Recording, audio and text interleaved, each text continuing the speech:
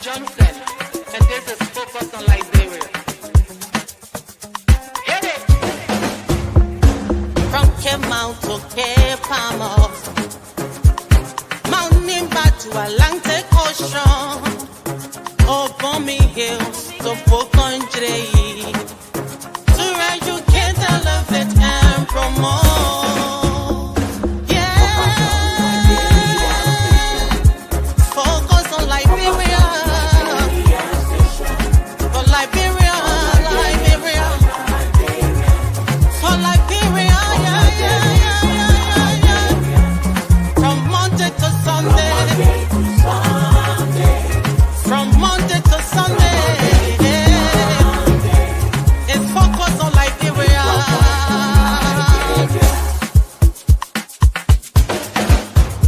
Talk about home affairs, hey, in diaspora,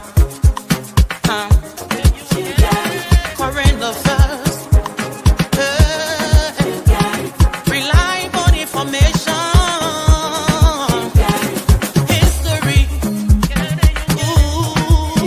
talking about culture, hey, politics, education, entertainment,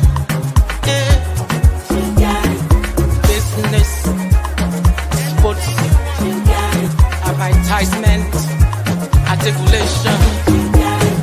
Focus on Liberia. Focus on Liberia. Focus on Liberia. From Monday to Sunday.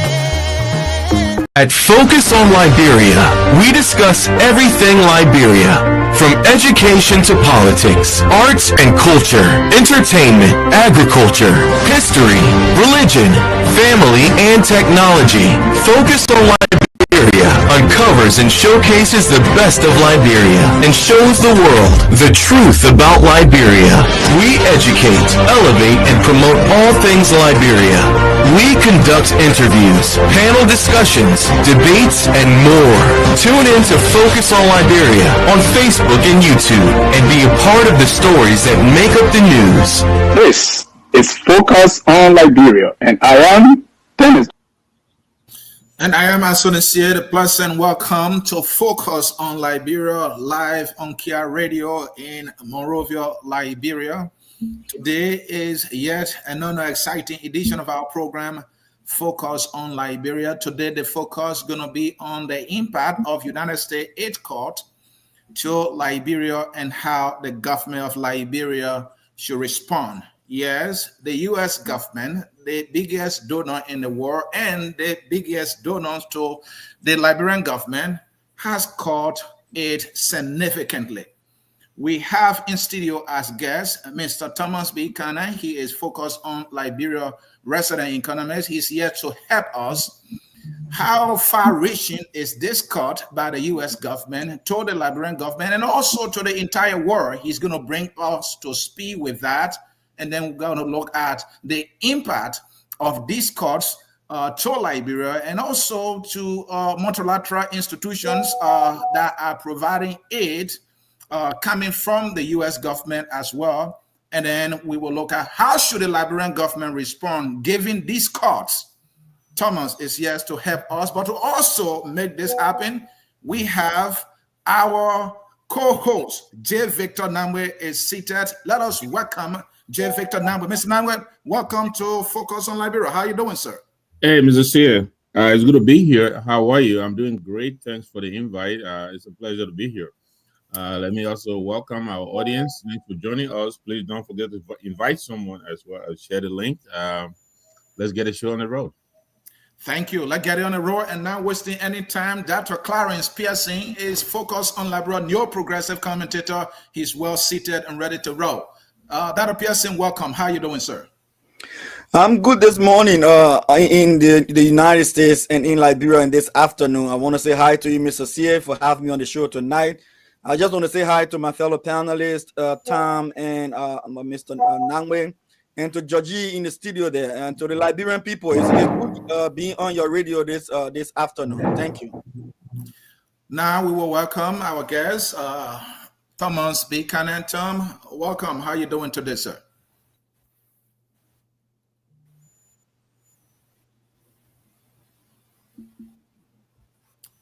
Thomas, welcome. How you doing, sir? Oh, we should be having technical connection there at the end of Thomas. He's making some adjustment. We want to welcome our producer and anchor in studio, Mr. George Guer, representing Kia Radio, making sure that the Liberian people are getting this broadcast live on the radio. George, how you doing? I'm doing great, and you? I'm feeling fantastic, and it's good to have our guest, Thomas B. Cannon. Mr. Cannon, welcome again. How you doing? I'm doing great. Thank you, Anthony. Good afternoon from my end. I think it's good morning to you guys in the US. Good afternoon to all the people listening from Liberia.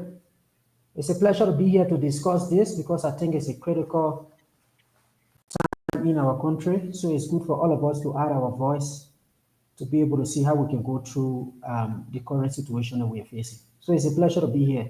Hi to all the listeners. All right. And those in Radio Land, we can welcome you enough. Invite a friend to join you to listen to the radio.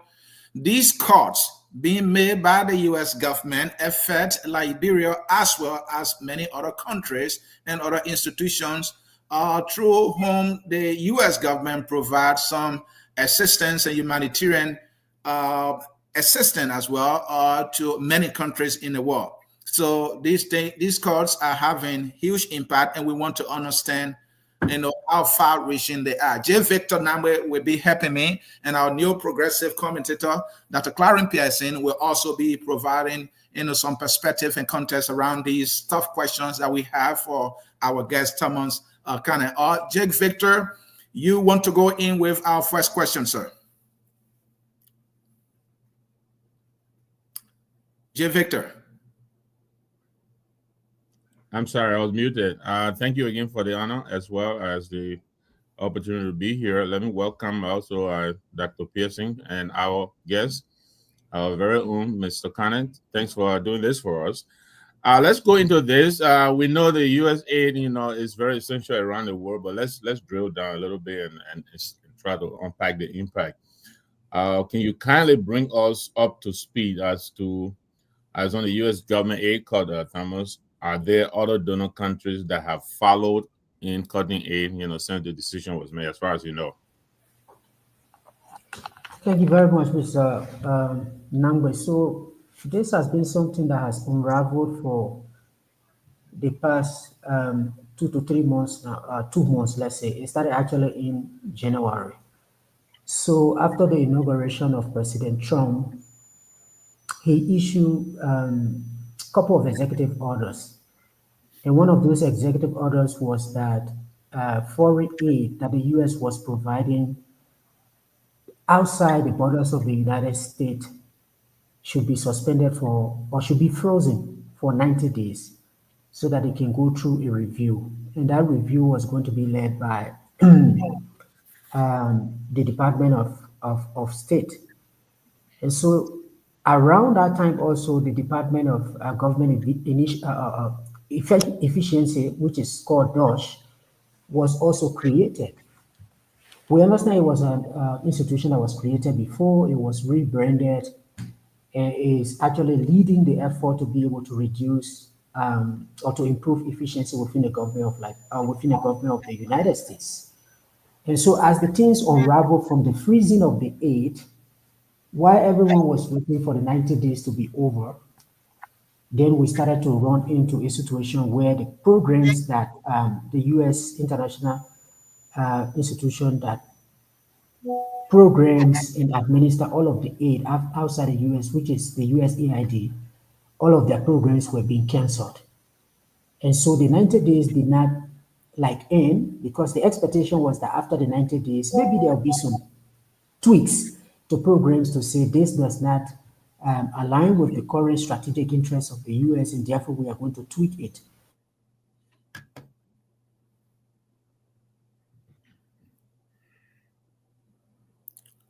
Thomas, are you there? There must be some rough connection at the end of Thomas there. So folks in Radio Land and Facebook Land, and as well as YouTube, bear with us. There is some rough connection at the end of our guests. While we wait for him to join us back in our virtual studio, Dr. Pearson, let us get your perspective. These cuts, how far-reaching are they? And should countries who are recipients of these aids, like Liberia in particular, be very concerned? Thank you, Mr. CA. I think this is an awakening moment for Liberia. Historically, the United States is Liberia's most, I should say, the most reliant of traditional partners, we call them. Through thick and thin, we've been there from the very inception of our country. So, and don't forget, the U.S. is one of the biggest, if not the biggest, donor to Liberia when it comes to financial resources and how they help us with our governance processes. So, yes, it's a big blow to us. I think what I want to bring in terms of perspective to this conversation is not just the dollar amount. If Conan keeps on the line, he will discuss the dollar amount. But the USAID aid to Liberia in the tune of over like 100+ million every year and 400+ million within the strategic plan that he had for us. That is a significant amount of money. And usually what that would do for us is that will allow us to plan less in terms of our budgetary allotment to certain programs like health, agriculture, education in those areas, so that what they do indirectly into those sectors can cover for those less appropriations in the budget. So that the drawdown in terms of how they leave the strategic area that they are supporting in health, education, agriculture, and other areas definitely put a strain on our national budget. And this is where I think policymakers in our country, including the legislature and the executive branch of government, has to sit down and put the thinking cap on and see how best with our partner support that we can plan to cover up those shortfalls. And I think that's where we are right now. All right, Tom, thank you for joining us. You were bringing us up to speed on the cards, why the cards. So go ahead, sir. Thank you very much. So like I was saying, from January to February, there was this freeze. And the freeze was that don't do anything. All of the programs that USAID was implementing outside the US gave us 90 days to be able to review them, to see how they align with the US current strategic priorities or interests. And then as the programs and projects move into the 90-day freeze, the following weeks that came and then on to a month, the programs actually were canceled. So the cancellation of the program was essentially to say this program existed before, but it no longer exists. And so globally, what we have read is that the US, through the US government, has canceled 80% of all of the programs and projects that USAID was implementing outside the US. And so only maybe around 20, some more, or 17, around 17% are actually being implemented. And those are basically critical programs that are related to HIV, for instance, or malaria, or humanitarian programs. So maybe in the DR Congo, for instance, where you have a crisis ongoing, you could have some programs that are being implemented. So globally, that's the picture. USAID, in terms of its existence, it hasn't been dissolved as an institution that was created by the Act of Congress, but it's not functioning because the headquarters in Washington, D.C., everyone that was working in the headquarters was asked to go home.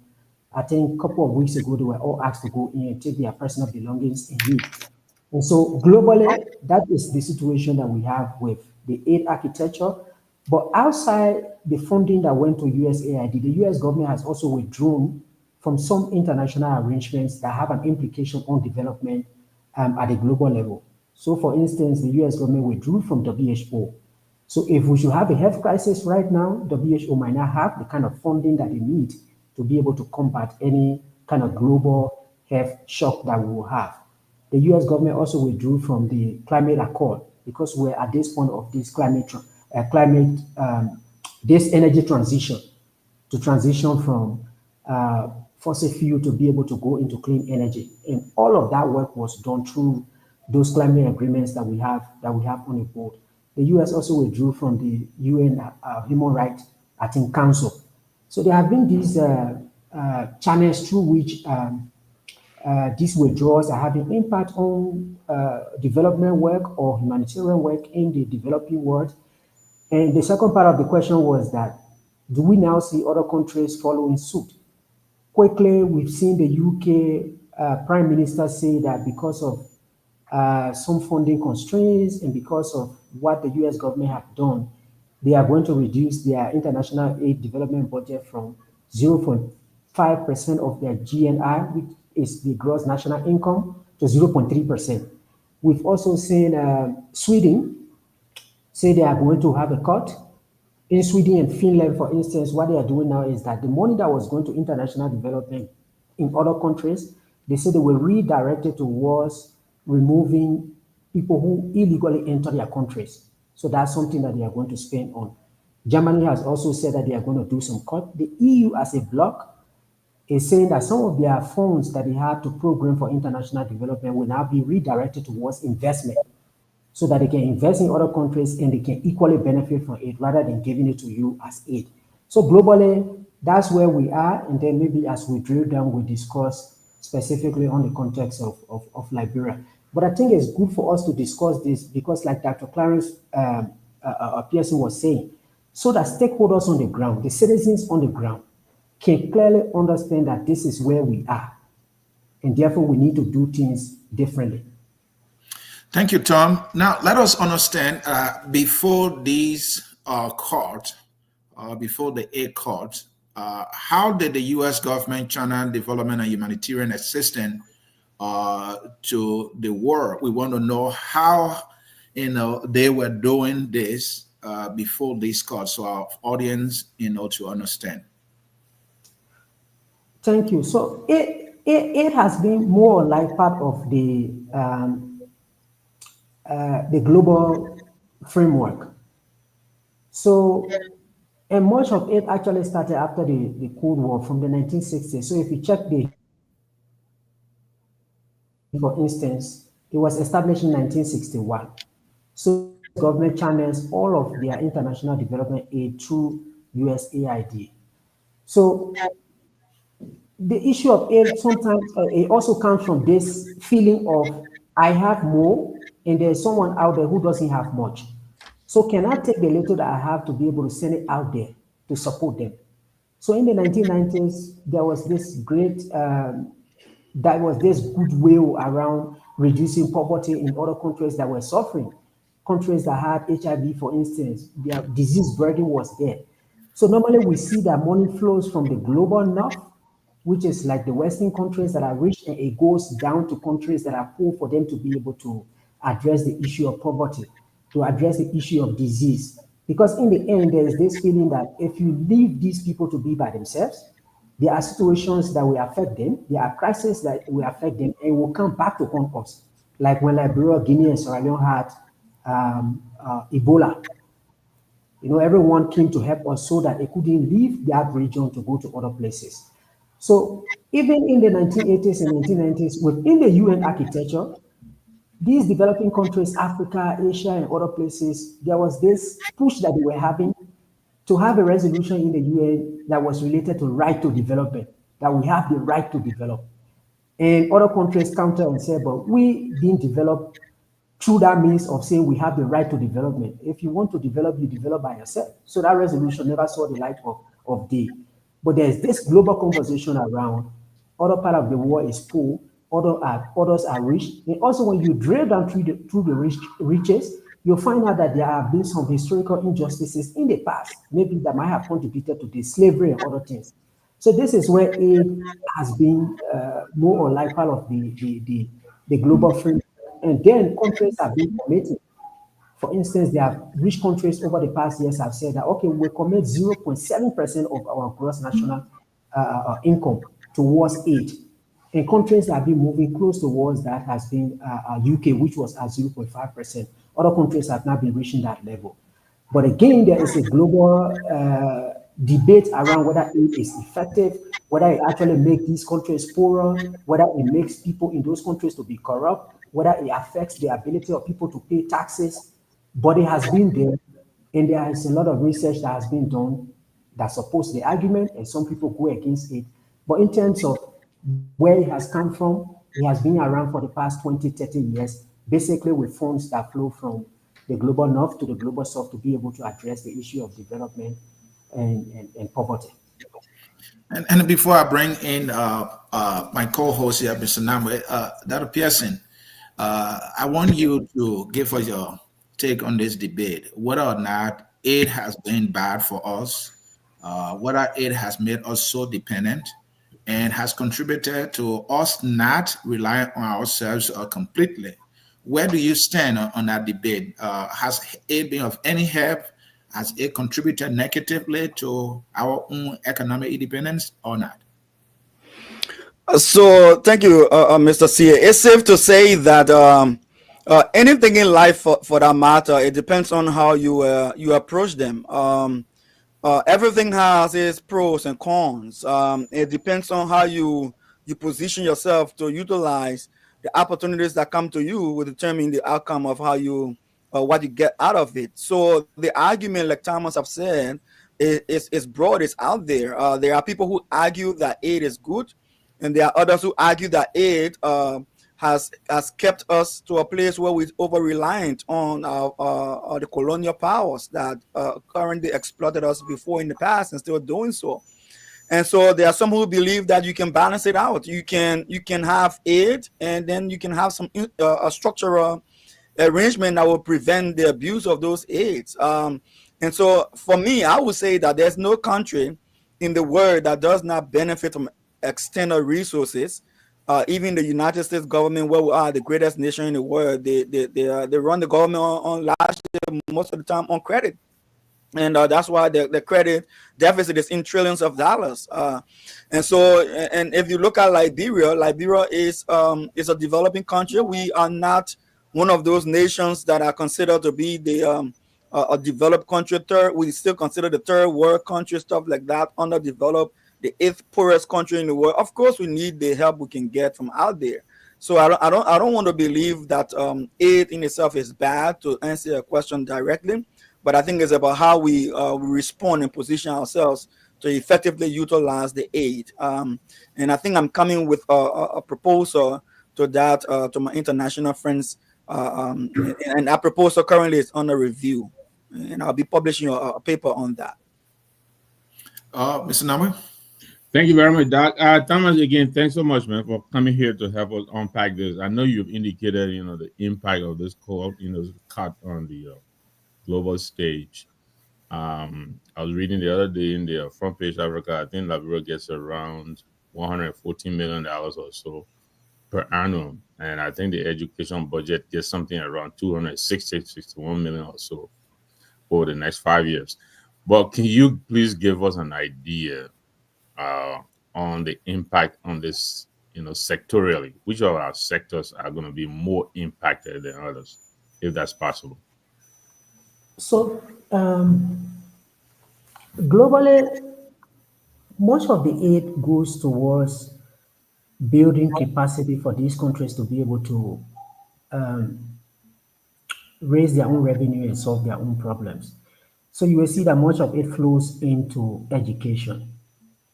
Much also flows into health. And like I said earlier, the investment into health is like you're investing in other countries' health system, but you are also protecting yourself, because health really, crises don't know borders.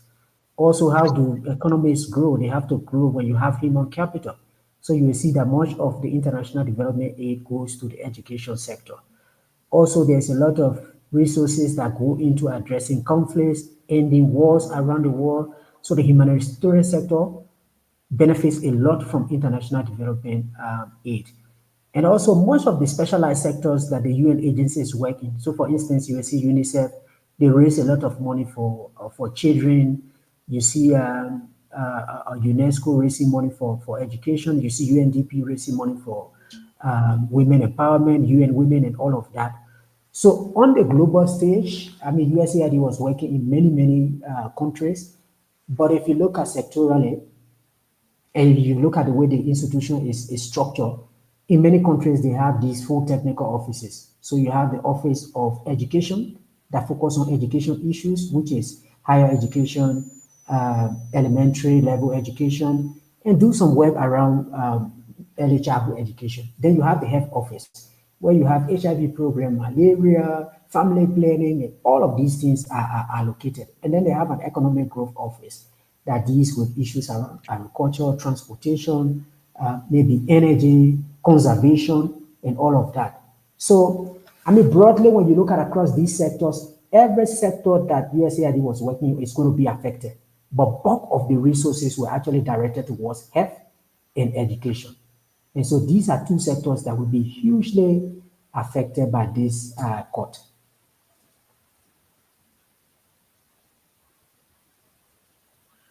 Thank you very much. Mr. Sear? You're muted. Dr. Pearson. Yeah, I know. I just want to add quickly. Let us make this more practical for those that are on the ground in Liberia. So, take for instance, we are expecting to see around $360 million cut from this whole USAID thing in Liberia. And one of the first places I think Anthony we're going to see, and Mr. Nam, we're going to see a pinch immediately is going to be on those who are working with USAID across Liberia, especially those who are working directly in USAID offices, making some good bucks, and then those who are working across Liberia in local NGOs that Thomas mentioned, because USAID implement the projects indirectly and not giving it directly to the country, to the government. So everyone has been laid off. Whether you're in a smaller NGO that are getting grants from USAID, or whether you are USAID staff in the field, in a regional office or whatever the case is, all of those guys are out of job, and that's a huge blow for Liberia. Think about it. When one person in Liberia get a job and you go to the house, for that matter, you find 4 or 5 people in the house, and everybody relying on that individual. Apart from the extended reliance, we will have to be with friends and others who will look to you for $1 or $2.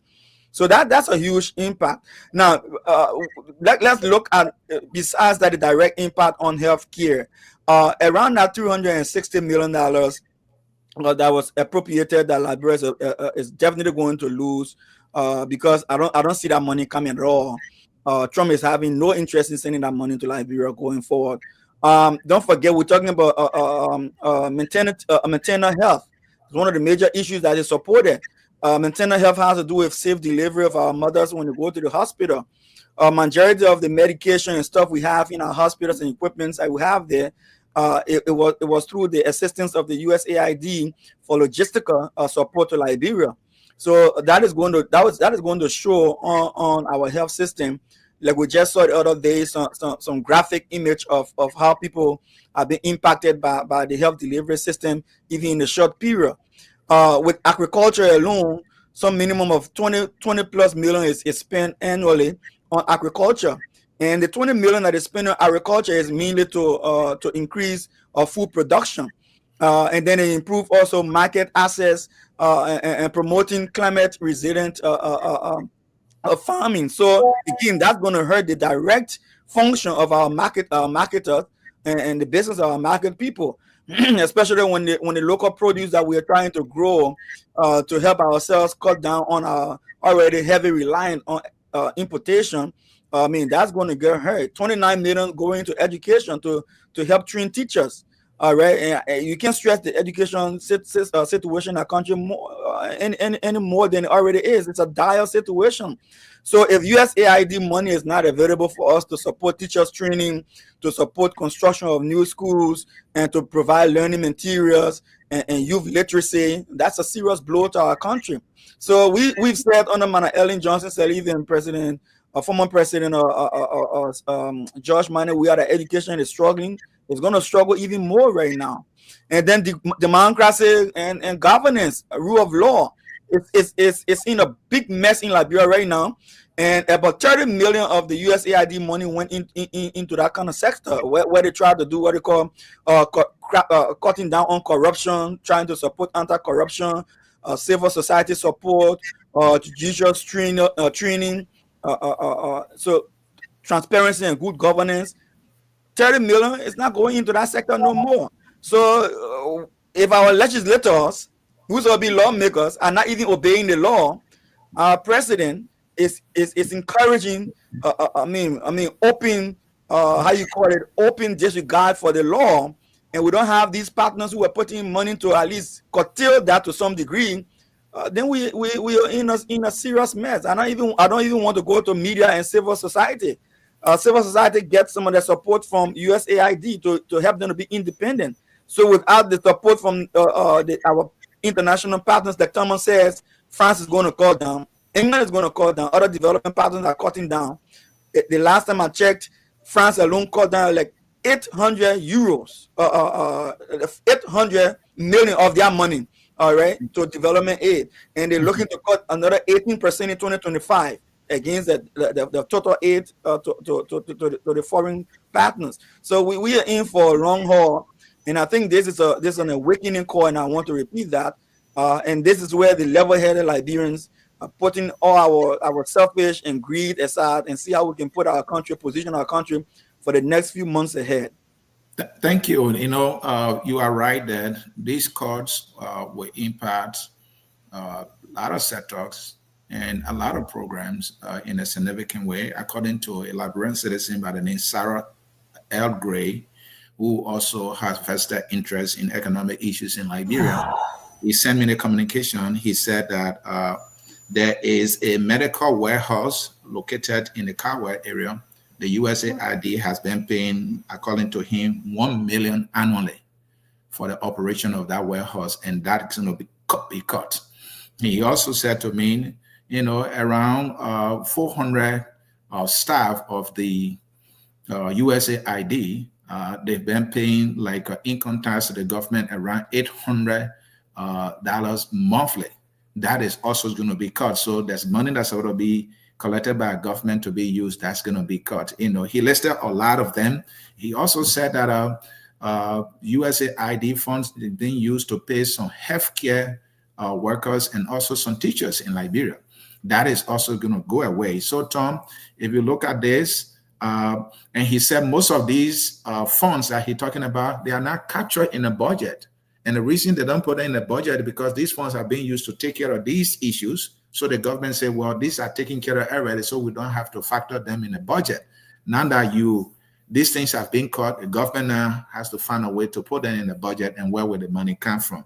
That is, a dire picture of that. But Thomas, something we also want to understand, the U.S. government does not only contribute to developing countries, right? It also has been the major contributor to institutions like the World Bank, the IMF, and the United Nations. You mentioned that the U.S. government pulled away from the WHO.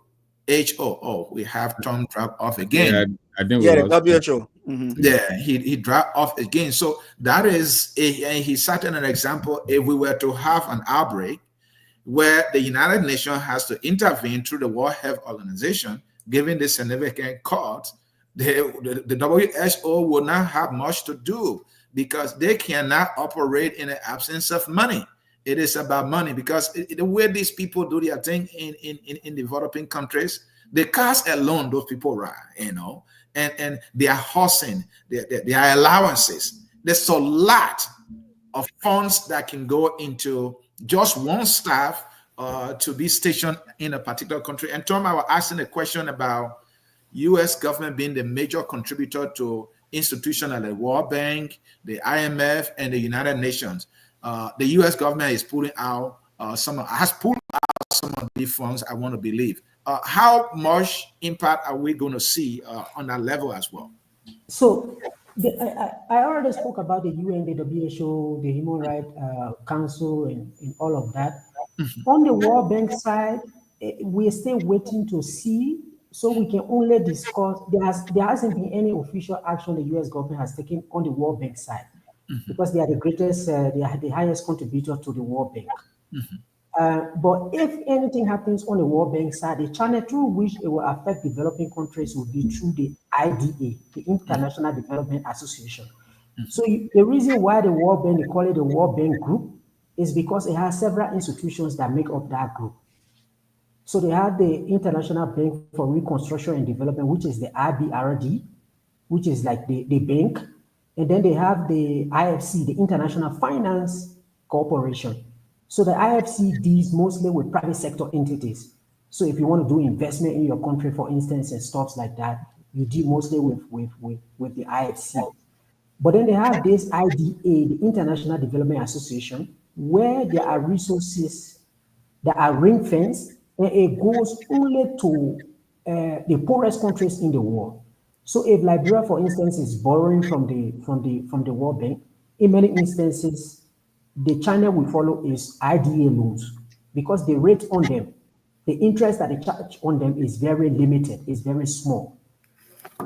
Other developed countries might go and take loan in through other channels, or they go to the open market to be able to take a loan. So also with the IDA, the US government is the highest contributor to the IDA. So we're hoping that maybe nothing happens because in Liberia, recently when the Minister of Finance said we should pray, everybody took and ran with it. So I'm not saying we should pray. I'm only saying if anything should happen to the IDA, it will affect not only Liberia, but all the least developed countries because that's the channel through which we borrow. We've also had nothing about the IMF.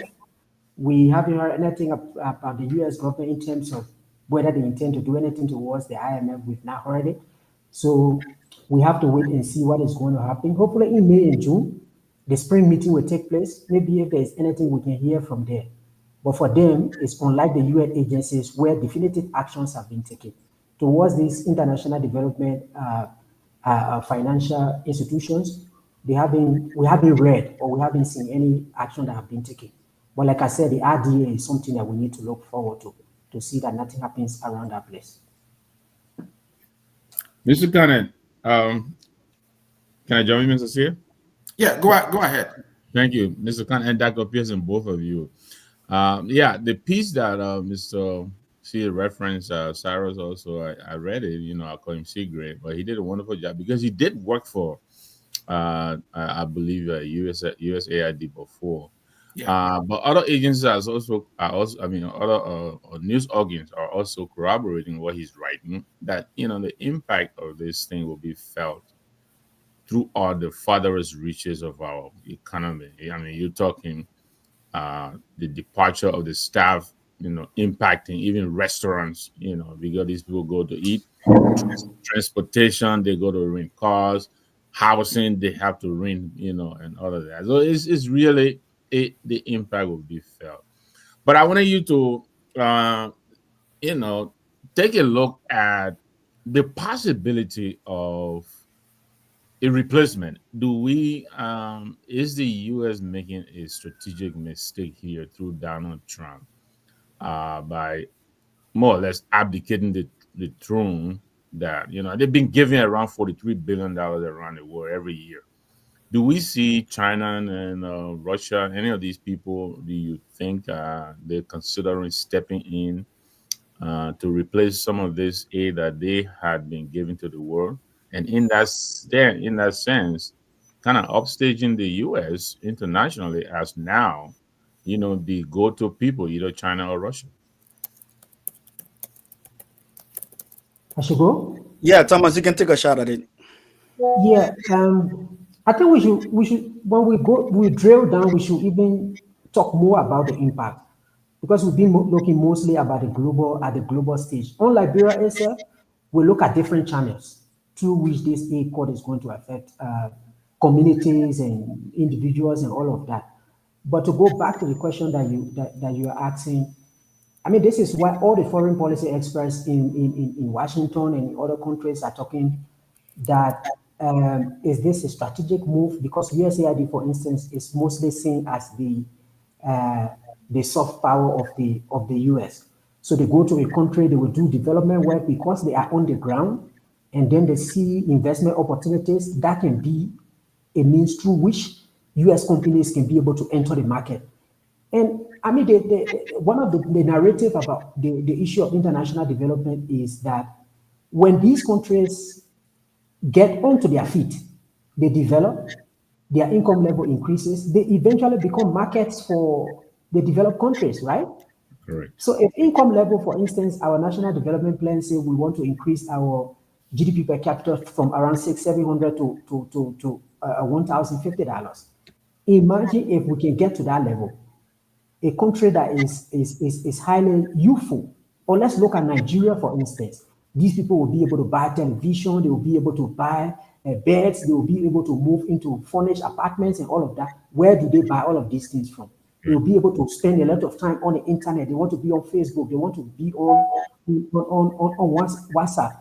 Where are all these companies located? They are located in the US and other countries. So that channel of growth, this is why when people say growth is not or development is not helping countries, it's not only helping the developing countries, it's also creating market for developed countries that are mature. But again, coming to the question as to whether someone will step in, we have to look at how these other countries that you have mentioned are arranged. So for instance, for China, we don't, the way we have USAID that programs co-development assistance and humanitarian assistance outside the US, I don't think China has reached to that level. Russia, we hardly see Russia giving international development assistance to say, go and use this for malaria, go and use this for water, and all of that. So even if they do have the resources to step in, are the institutional mechanisms in place for them to be able to replace what the US is doing right now? That's a question that is difficult to answer, because like the UK, they used to have DFID, they merge it into their into their foreign office. Similarly, Australia has done that.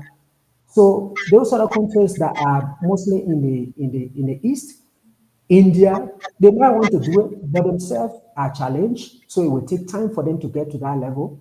So for now, it's difficult to really see that somebody can fill this gap, especially with the US, which is the biggest economy in the world. When they step out, it takes time for anyone to be able to step in and fill that shoes. Right. Thank you, Thank Thomas. you. Dr. Pearson. I'm sorry, Mrs. Spear. No.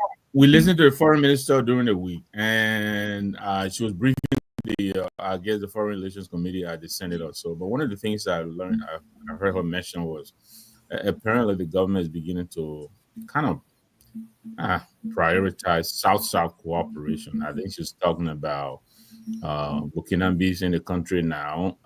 They're trying to look to other countries, even in the ECOWAS region, as well as the AU countries.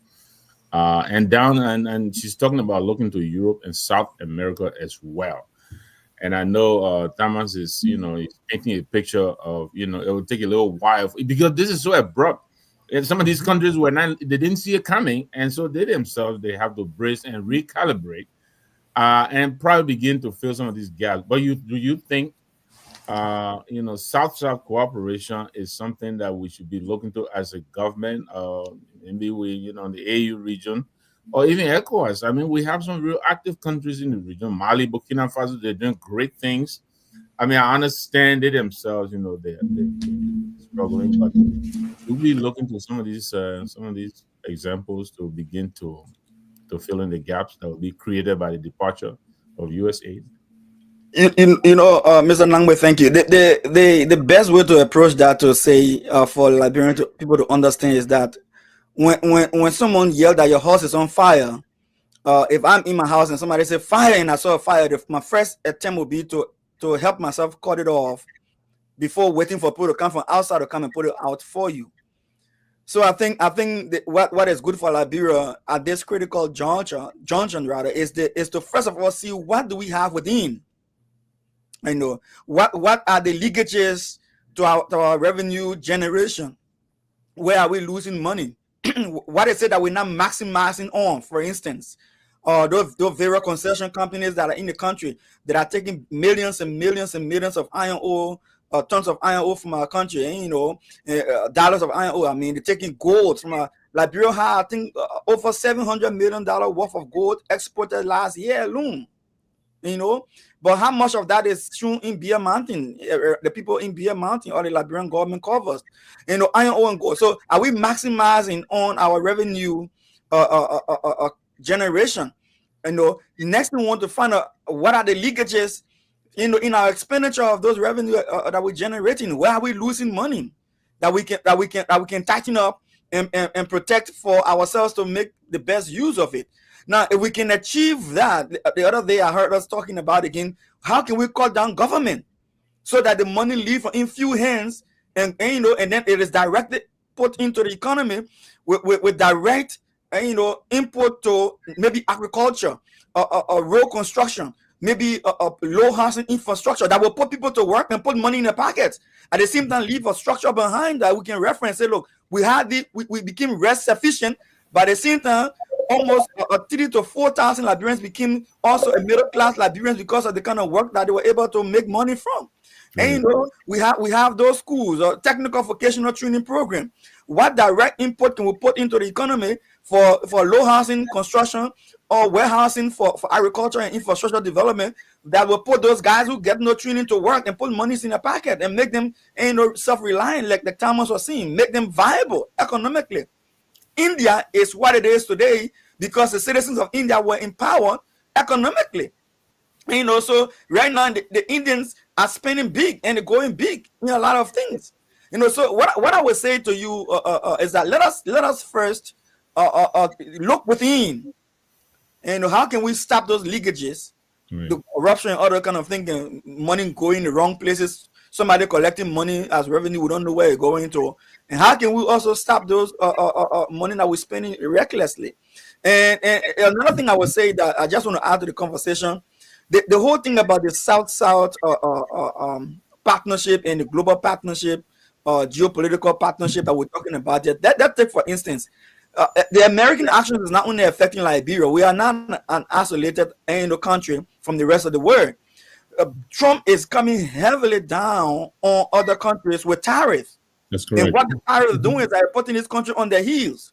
And what tariffs does, Thomas, is studying directly economics. When you put tariff on a product, the end users are the one who pay for the tariff. It's not going to be the company. The business people always pass down the cost, of what they invest in, and whatever cost they incur in the process of their business, they will pass it to the consumer.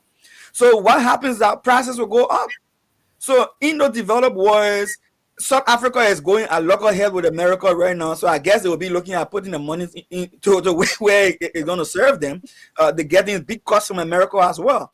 The guys who standing up in Mali, Burkina Faso, and other places who making headways now that we're trying to praise, Rwanda and other places, those guys are looking in-house. They're trying to strengthen themselves to be less reliant on international funding. So will they leave their own priorities and come and take care of Liberia, who is 177 years old, and who Minister Ryan for the $5,000 car, and senators are building multi-million-dollar homes for themselves, breaking down their old house and building new houses for themselves, and their people are poor? Nobody. That's what Donald Trump said. Donald Trump said we're joking. He said we are joking. He said in fact, the man took $1.6 million from LRA, and he was laughing about it. Why he was laughing? He said, who gave people money to go collect money? And making fun of it. In other words, if you really want to collect money, you will take it serious. You will not wait for an extended country to come and give you money to go and collect money. Thank you, Dr. Pearson. We have been joined by economist Depu Zuo on the phone here. Depu, welcome to Focus on Liberia. How are you doing there? I'm doing great. Thank you so much, Mr. Thanks to all the panelists. I think someone just alerted me on the Facebook, tagged me about me appearing to see how best to contribute to this conversation. And I'm glad to be here. I hope that because of my limited access to the streamline, I hope I'll be able to listen clearly and be a full participant. Yeah, thank you for joining us. Our first question to you, and by the way, we're discussing the U.S. government aid cuts to not only the war, but also to institutions like the World Bank. We're not sure they have that, but the United Nations and Liberia in particular, throughout the USAID, there has been significant cuts, as you are aware. And we are looking at the impact of the aid cuts to Liberia and the world, but our focus is Liberia. So to that, I asked this question, Depo, how might this impact Liberia's economic growth, inflation, exchange rates, and public expenditure? Because you well know that some of these funds have been coming through the USAID, have been going into critical sectors in our country. So tell us. Yes, thank you very much, Mr. C. These are very key questions, important things that we need to actually widely debate, not only in Liberia. The USAID cost is not something that people will look at it because of specific country problem. I think it's a global phenomenon, but in the global landscape and also the global aid architecture, you will see there are some countries that are more aid dependent and other countries that are actually using aid for sustainability and economic development in their country.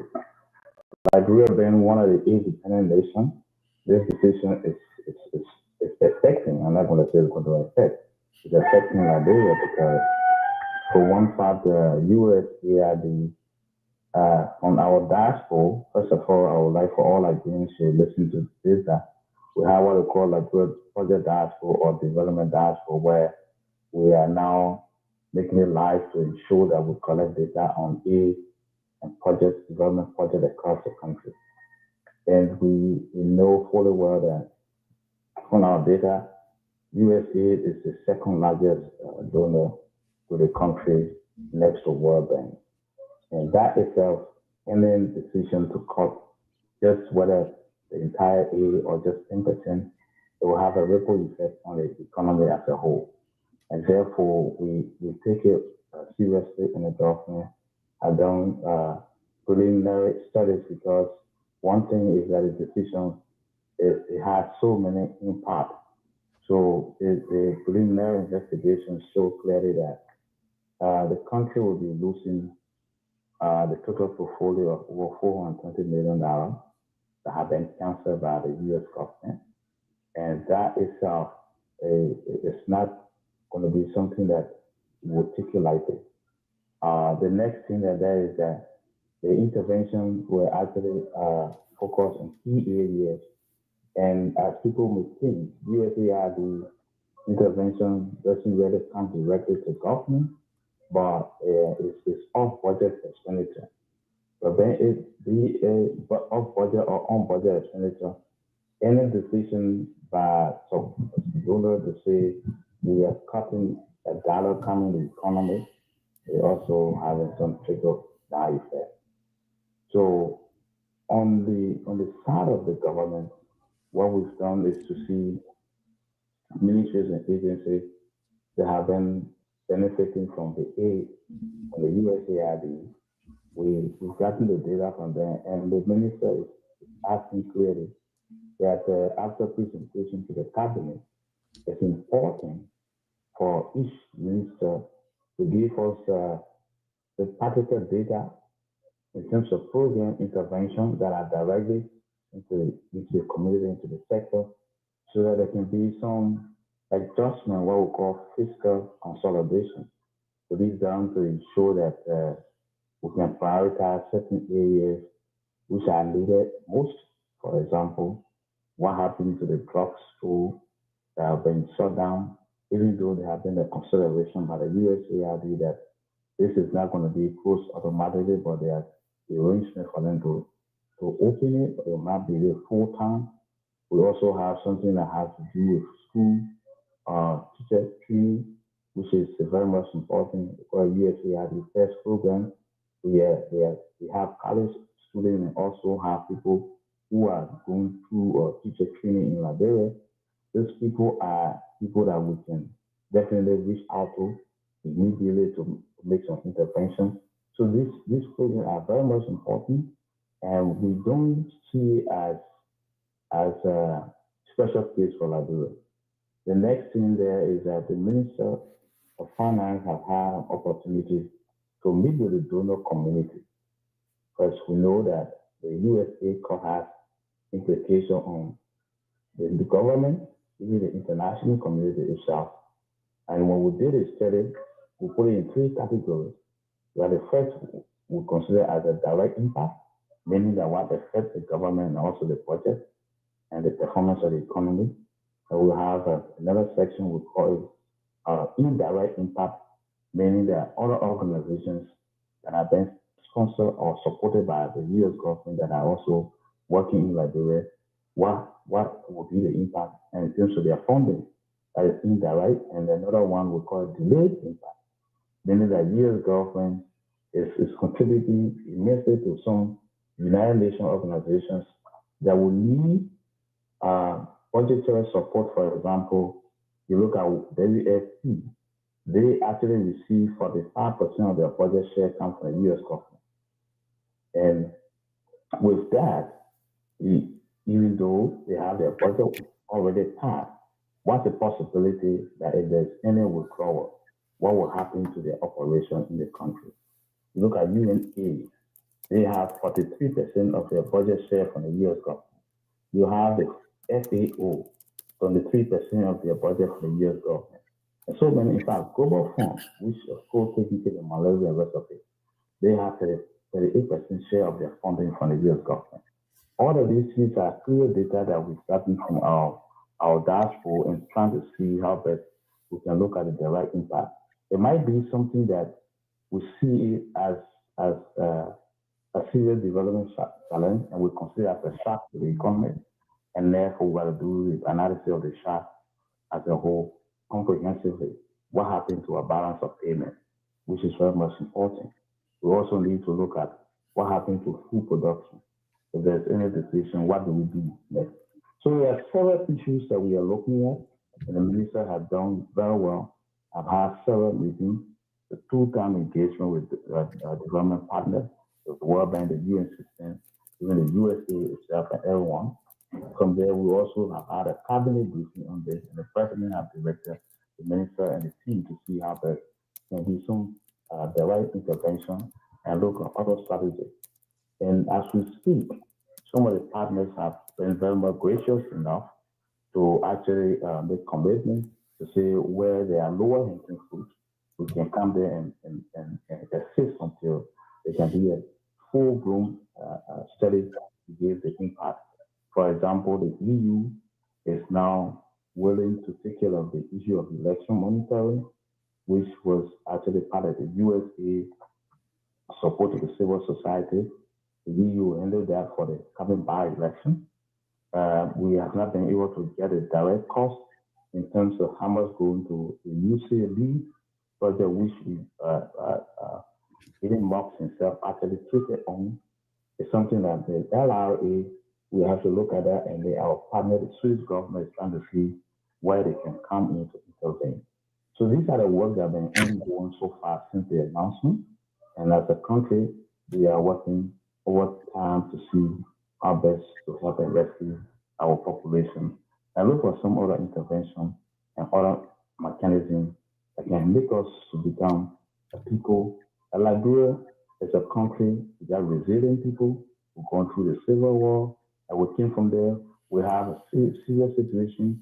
Some of us in the Ebola, there's resiliency to see clearly. It was projected that 11,000 people would die, but we made Minister Zuo. Minister Zuo, let me hold you there. I mean, I have no issue with you reminding us about resilience. We can be resilient and still live a comfortable life. I think every group of people everywhere, they are resilient. The Americans are resilient. What I want to know from you before I can bring Tom and Dr. Pearson in is, has this government come up with a plan as a result of this court that it's going to operate with? My impression here is you people are still trying to grapple with what I want to believe was abrupt, and that you have not come up with a definite plan yet to communicate to the Liberian people that as a result of this cut, this is what we intend to do. I know you listed steps that you're taking, but have you come up with a plan that you think can mitigate this huge cut and to make the economy stable so that it will not affect inflation, exchange rates, and public expenditure? Let's see. Thank you. That's what I said, that we are very, decision, and we are working on it, because this is not something that came overnight. The first thing there is that there was a decision of 90-day suspension. So the 90-day suspension, as we're looking at it, we did a data analysis and realized that, okay, in the first quarter of the year, how much will be losing. And okay, this is what will be projected. So maybe we'll make this adjustment in terms of some budgetary adjustment. If we were making recast, this is the amount I will put. Few weeks later, 7 projects were canceled. Then we got recalibrated. And after recalibrating, 3 projects got canceled. And as you're doing it, then the entire project got canceled. So it's like you can't just zoom and say, this is the strategy we have in place, and therefore now this is the solution. So therefore you got to go back and recalibrate and see what is doable. The next thing that there is that the fact that the ministers who are in charge of these sectors have come up with some preliminary data that we are now making decisions to see now to say, well, the immediate spending will be this amount. These are the things that we're going to put in there. And this also requires on our PFM law, required to do a recap. So before you do recap, you need to know your spending and the obligation that you have clearly. So it's not that we are not doing anything, but we're doing something. You have to be very definite on the total amount that you have. So even as we speak, some of the USAID projects that we are talking about, they have to do what we call project costing report to know the total amount projects that were in motion for 2025. Then you can be able to say that this is the amount that we have to spend. We are aware also that Liberians and non-Liberians who are working with USAID, they are losing jobs.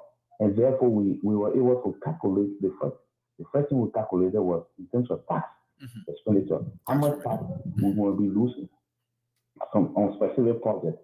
Now that we know that the entire, population or all those who are working were actually laid off because of this decision, the tax burden has also increased. So that one we know now as a risk to our tax revenue. Besides the tax revenue, we are looking at the issue of the labor force. What do we do? And the government is considering, as we speak, some of the areas where we have demand for skill set from the USAID, we are encouraging government officials, some ministry agencies to see how best to accommodate these people temporarily, that they can provide their services as Liberians. So these are some of the methods we have put in place right now, and anything to help. Thank you, Depo. We'll get back to you. Let me come to Tom here. Tom, we have been able to talk about the impact in a meaningful way. Let us talk about what can the Liberian government do now. You heard from the minister there who said, hey, this situation is fluid. So as we're getting more information, we're making adjustment and we're taking steps. All right. And we have not gotten the full scale yet. So we can't come up with a plan that may, run short to the volume. I mean, not the volume, but the magnitude of the problem. So we continue to make adjustment and continue to make intervention as we know. What should the Liberian government do now? What should be the Liberian government plan given these cuts? So I agree with the minister. This is a fluid situation, and like I said from the beginning, it was a kind of shock that was not expected. So we expect that the ministry will take time to develop a plan, but I think that will also has to be accelerated. Maybe the plan can be developed in phases immediately, what will be done in the medium term and in the long term. And I think as we go on with the discussion on the show, these are some of the things that we'll be discussing on how can we approach this moving forward. But I also wanted to highlight that on the tax side, and this is why I was saying earlier, I think that Pearson discussed some of the impact. On the tax side, the impact is not only going to be those who work with USAID and the tax that they pay directly. So it's going to be two different channels. So Those who work with USAID, who were working with USAID, except in the embassy, every tax that was coming from there goes away. And then you go to the second layer. Those who work with USAID projects that have now closed down, that tax revenue goes away. Then you go to the other layer, civil society organizations that got grants from USAID that were implementing projects. Like we had an entire project that was dedicated called the Civil Society Activity. The only work that it did was to give grants to civil society organizations. So when they go implement, LRA also collects taxes from them. So all of those will go away. Then you look at property taxes. Not much is collected, but many of the USAID projects are renting high value properties in Monrovia. So if they were paying those property taxes, withholding it and paying it to LRA, that goes away. You don't get it. And then the activities that they were implementing, like if you go down to the counties, you go to Bikiano, you go to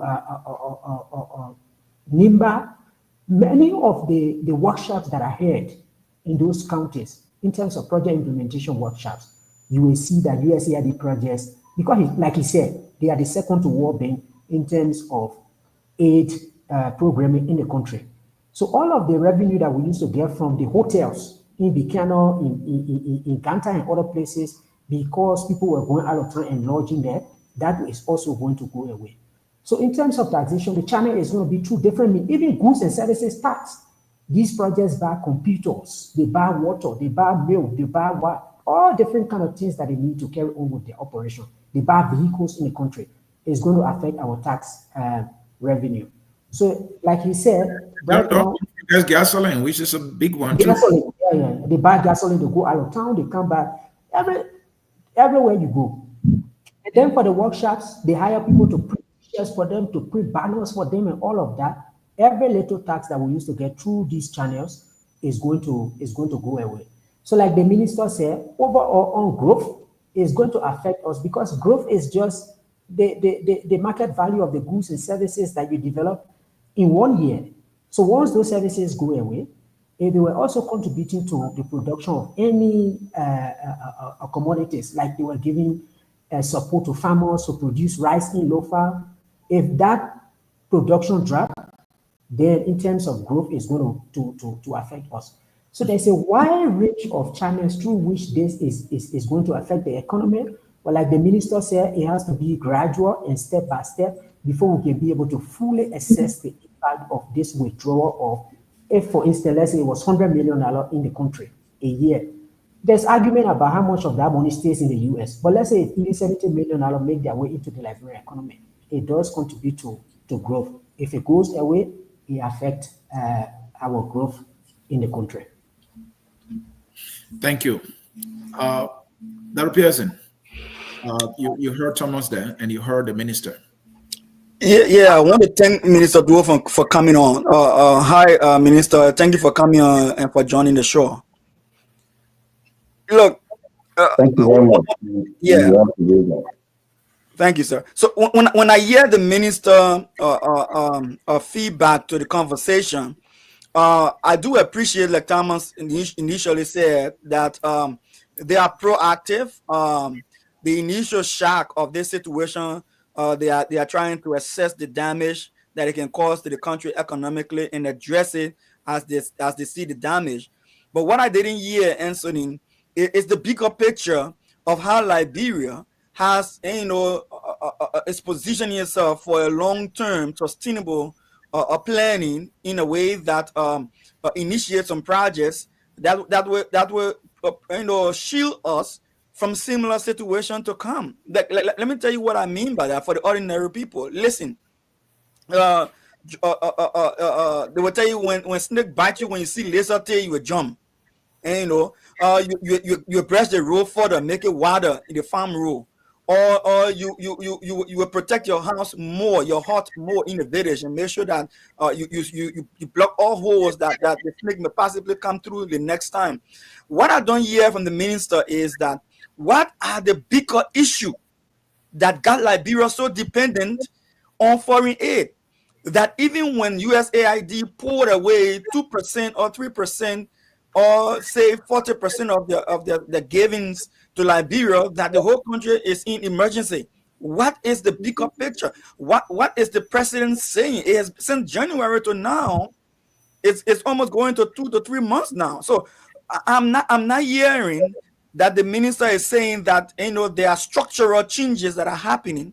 There are economic policy changes that are taking place with immediate effect, with bigger impact on our economy. So, Mr. Minister, is there anything bigger that is being done that we are not hearing that you guys are doing with regards to curbing and revenue leakages and wasting expenditure?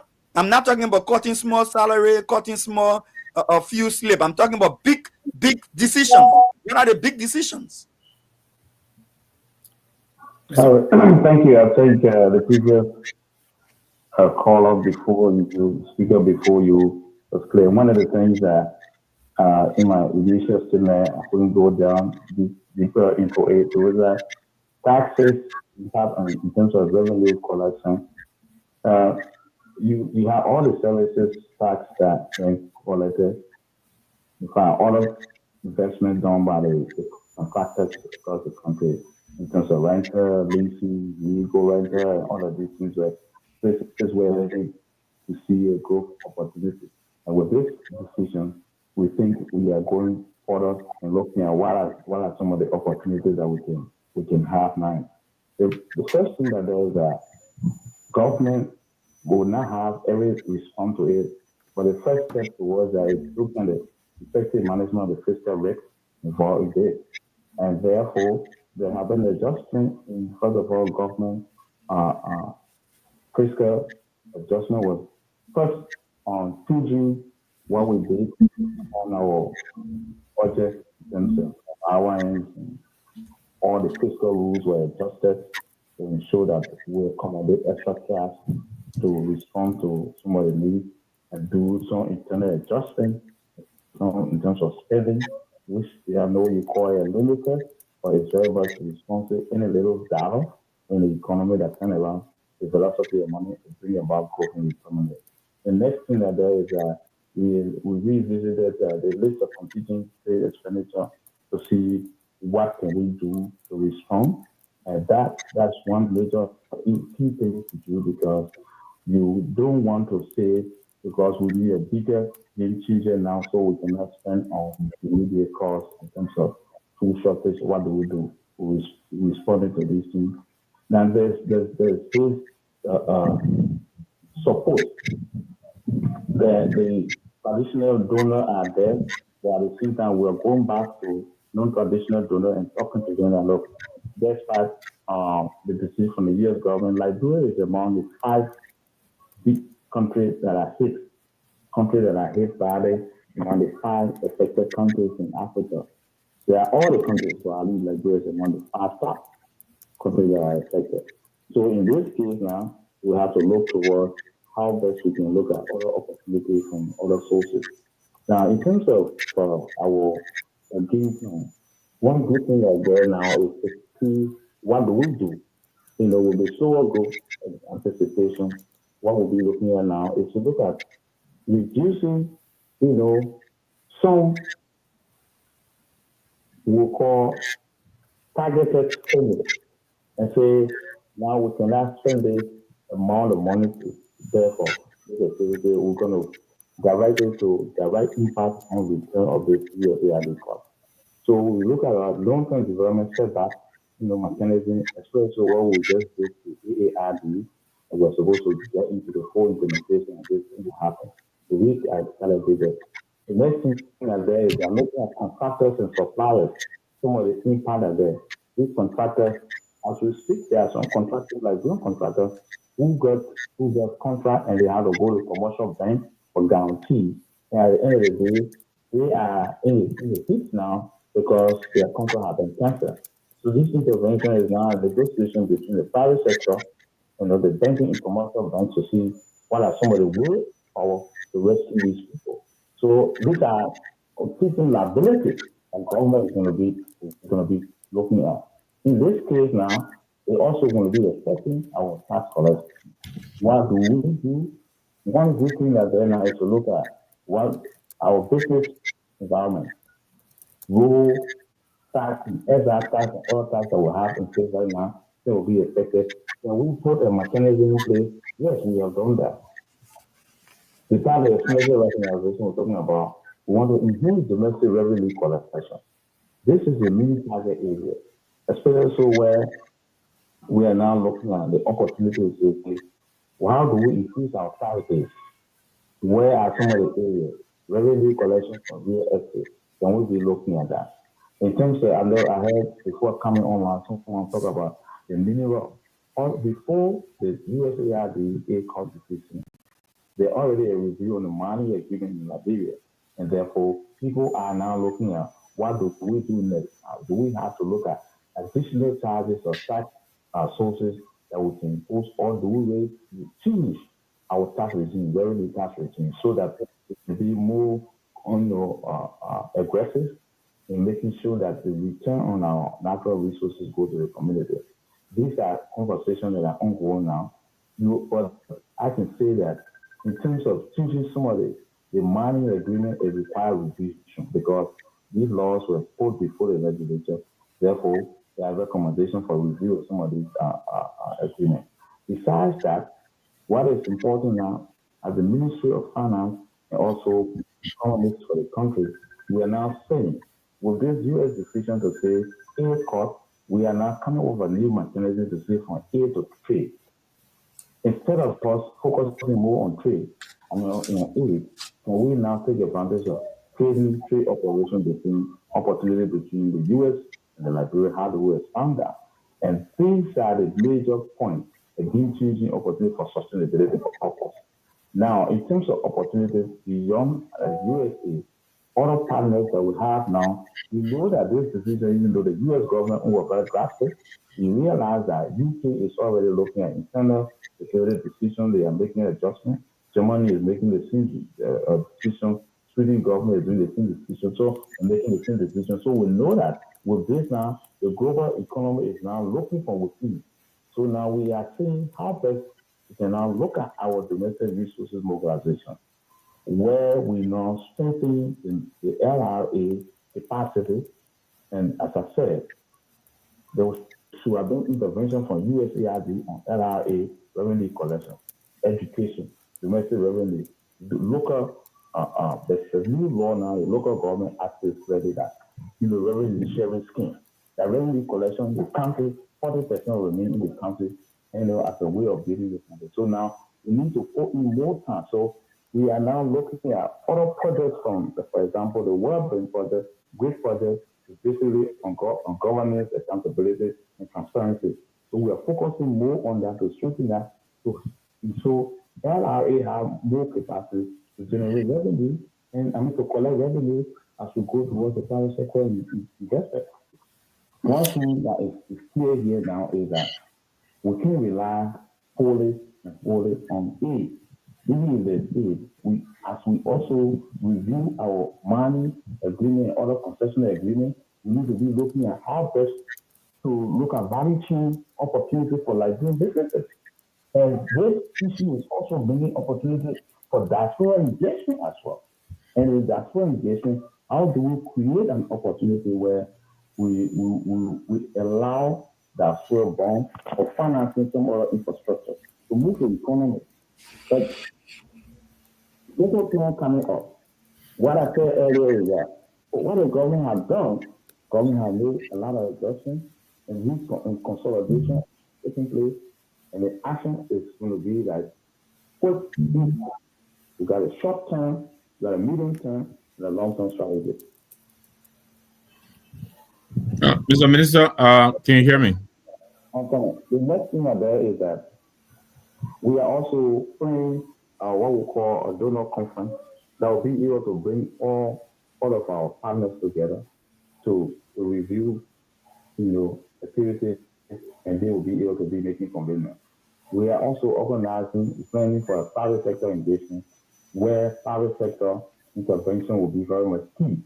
In this case now, you got the IFC, International Finance Corporation, working where we're engaging them to see how best we can do our intervention. There are other financial institutions that have not been a major contributor to the Liberian economy. You got the Islamic banks, all of these partners that we are engaging in. But in this case now, it's just a matter of saying we have everything in place. We want to make sure that we have specific facts while we are doing a game plan. Or there's a robust plan already on call. All right.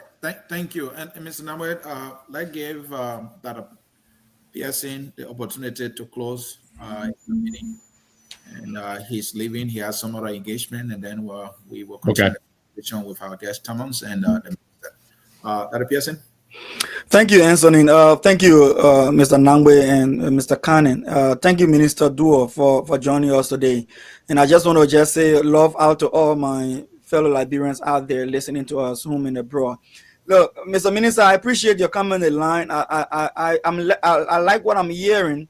When I hear about the donor conference, I hear about the private partners, partnership conference, whatever the case might be. Is it possible that you can include on that list a much more economic policy conference where people with Liberians with economic expertise and other forms of developmental mindset can have a meeting of the mind so that we can have some policy rethink that will impact such a meeting, whether it's donor meeting or is public-private sector meetings. With a policy formulation conference be maybe a first step in that direction that will guide that whole process going in the future. Then let me close by saying thank you again for having me, Mr. CA. I think Liberia need to think forward. I think the president need to step up. And as we go forward, Liberia should become more self-dependent and self-reliant. And I know no country is independent economically, but we can be more self-reliant. And the way to do that is to cut the waste in our revenue, cut the waste, the leakages in our revenue, the waste in our expenditure, and cut down our government and decentralize in a true sense and not just running Liberia from Monrovia, and do some direct investment in our country, whether it's agriculture, infrastructure, that will put people to work and put money in their pockets. And then take the money from the few individuals that are having big salaries in Monrovia and so many jobs, or one minister after a minister and director and deputy and assistant and assistant. It's not carrying us anywhere. I want to say thank you again for having me, Mr. Sia. Dr. Pearson, it's always Focus on Liberia. Pleasure to have you. Our new progressive commentator is leaving us. Depu Zuo, the minister, is staying with us, and our guest, who is also our resident economist, Thomas B. Kana, is staying with us. Jim Victor, it's over to you. Thank you very much, Mr. C. And Mr. Minister, thank you so much for joining us. Thomas here has also been helpful. But let me ask you this. I know in your comments, you stress a lot of review. This has been reviewed. This has been reviewed. I get it.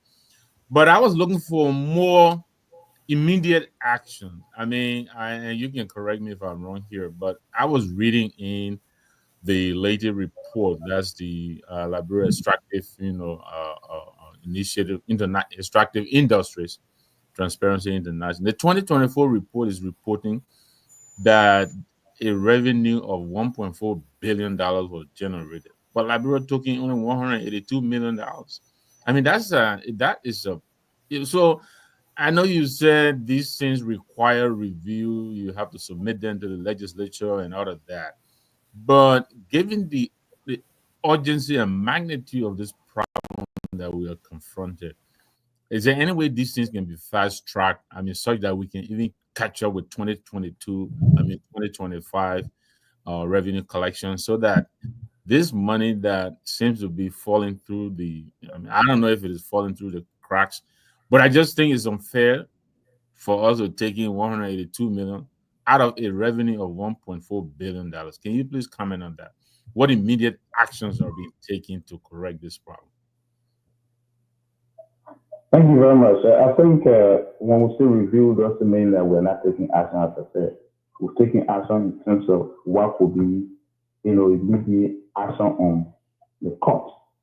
And that itself is a fiscal decision, and say now we can transfer on this contingency or on this other activity to respond to those needs. And the next thing that there is that what is important, Liberia is a very wealthy nation. But one of the things we need to also understand is that because the way we manage the governance process in the past, it also made us become a poor country. So we have a regime that says royalty. And the royalty here, in some of these agreements, you see that government. Are you there? Yes. We are here. We're, Go ahead. we're here. We can hear you. Government is getting a 3.5%, 3% on agreement on gold. So if you say that you're going to have a 3%, and then your colleague that just left Thomas or whatever Thomas, he's talking about exporting gold, and myself, I look at the number. I would say even now, if you look at it realistically from what comes to government in terms of taxes, it's around $24 million. But what you do is now, this is the reason why there is an ongoing review of somebody lost right away. If there's something that we have to add, new agreement now will be put in place to say, look, any agreement on our natural resources should be equity sharing, production sharing agreement. In the sense that if you come on, how much share that government have will be 100%. If we were having a system in place where we're saying the gold mining process will be equity sharing or production sharing, where government just say, for example, 30% of that 800 billion were actually constructed either down or were constructed higher way. We're not going to be waiting for anything. But the laws that we put in the books are being reviewed as we speak. And these are urgent actions that are ongoing. And other weaknesses that we had in the past, for example, we have this issue of importation of food where you got a roll fund are actually been, something that we have been having a lot of challenges. Now the levy is collected at port of entry. It's no longer a listing. And that's an efficient way of doing it right now. If the agreement is already in the law or it will not be implemented. So we're now enforcing that. And there is the issue of just the real estate tax. People are now going to be, compelled to do that. And this is something that Liberians are not used to. People who own all the high-rise buildings, people who own the property themselves are the ones who are giving taxes and expecting you to go to their homes. And you don't pay your taxes, but you're expecting the community to have rules. Where do you expect the money to come from? These are things that are already in place. And the good news about this is that it is not only concentrated in Morocco. We have a private part. You got countries that in the near future are supposed to be our growth opportunity. Or in fact, they are already a growth pool for the country. Nimba, Bambasa, Bon Country, Lofa, Maryland. These are all growth pools that you can have there. But how many of these properties that we have ever been taxed? So these are actions that are already in place that the Liberia Revenue Authority LRA is going to be working on that, and we are doing this seriously. One good thing I want to say here is that how do we choose a country without choosing ourselves? Here is before coming to Liberia, every time we discuss on focusing Liberia, I'll tell people, let's do it ourselves. Many Liberians that are living here is depending on foreign people. So the dependency ratio cannot make us grow as an economy. It's not possible. What do we do now? We have to be going out for bigger investment lending, borrowing. Borrowing that, as we do, our policy right now, the medium-term debt strategy we have, is clear that we are going to be borrowing for investment purpose, infrastructure, where we borrow before to pay salary. All these things, we have come up with strong policy on this thing. So we are not sitting down as a government, we're working. When we have a debt burden of over $2.6 billion, what do? We are balancing between paying up the debt to ensure that we have better rating as a country to go for bigger opportunity out there, to issue bonds that will make us to have a better fiscal space to manage the economy. That's what we are doing as a government. Thank you. Thank you, Doctor. Go ahead, Tom. Thank you. I think it was good that the minister came on the show. First, he's the Deputy Minister for Economic Management who presides over aid. So aid management and everything is directly under him. Second, He's the former resident economist for Focus on Liberia. So I think it's good that we have this coincidence. Uh, we had a flow to be able to go global, then we go Liberia, and then we go what are the solutions. But the minister has spoken on some of the issues. So I just wanted to respond to some of the issues that the minister has highlighted. First, like I said, I agree with him that the plans will have to be immediate. They put up these fiscal rules. When you listen to the minister, when he went to Gigi Rabo's birthday celebration, he highlighted these issues: expenditure rationalization, focus on domestic revenue, and all of that. These are immediate plans that they are putting in place. In the medium term and in the long term, we're supposed to be focusing more on transforming the economy. Some of that language is in the AEID. So I just wanted to go over some of these things that he said. Aid to trade. For us to be able to transition from aid to trade, we have to be able to improve governance. There's no one that is going to invest in the country when you have the issue of corruption, you have poor electricity access, and all of that. When I was in school at Duke, one of my professors used to say, when countries establish these special economic zones, they say, come and build your factory here, and we'll give you dedicated electricity, we'll give you water, and then we'll give you a tax break. Why can't we just make the whole country an economic zone? If we improve governance, last night we were talking about the issue of corruption. The LACC now is crying for what? A specialized anti-corruption code, right? Why don't we give it to the LACC? In the governance piece, to improve governance, address the issue of corruption, then we are able to attract trade a lot. And it's not only Liberia, it's the entire developing world. Two things. Quite recently, there was an AU conference, and the current head of the WTO, the former finance minister for Nigeria, Ngozi, and this is what she said, that the conversations that are taking place at a regional level is that we now need to make sure that we extract a lot from our natural resources, and that's what the minister was speaking about. My issue with it is that what is done right now with the negotiation that is going on between the government of Liberia and Mitasti, the production sharing that the minister is talking about, are we taking this as an opportunity to include it in that agreement? Or we are going to let that go, which is the biggest investment in our mining sector, and then we come back and say, okay, after 5 years again, we negotiate. And then we have the Africa Continental Free Trade Area. I think the Ministry of Commerce and Industry, they already have a national action plan towards the Africa Common Trade Area. What are we doing in that direction to be able to improve it? And we are not going to improve trade if we cannot improve the performance and the efficiency of the Ministry of Commerce, Trade and Industry. When there was a vacancy there a couple of months ago, we were on social media advocating, can the government at least just appoint a trade economist to that position of the Minister of Trade that has a background in industrial policy? Because we need to gradually take steps towards industrialization when we address the issue of energy. That one again, the Ministry of Commerce, to a larger extent, the work they do is on allowing goods to come into the country, and then they go and do inspection. How can we be able to make that ministry stand up and actually promote this transition from aid to trade? And then value chains. We can't do value chains. Liberian businesses will not be able to participate in global or regional value chains if the Ministry of Commerce, that has a small business unit, cannot support them. The whole small business administration stuff is left to UNDP and what the other NGO, Mexico. They are the ones streaming businesses. And then the minister is talking a lot about DRM. I agree. Right now, to me, the focus should actually be on the Liberian citizens. So like the minister said, Minister Ngafon said, in April, there's going to be a donor conference. I'm glad that Minister Zuo is saying that there's also going to be a conversation with the private sector, bringing in the IFC to that angle. Beyond that, can we talk to the Liberian citizens themselves? Can we go to LOFA and talk to the people that were getting money from USAID?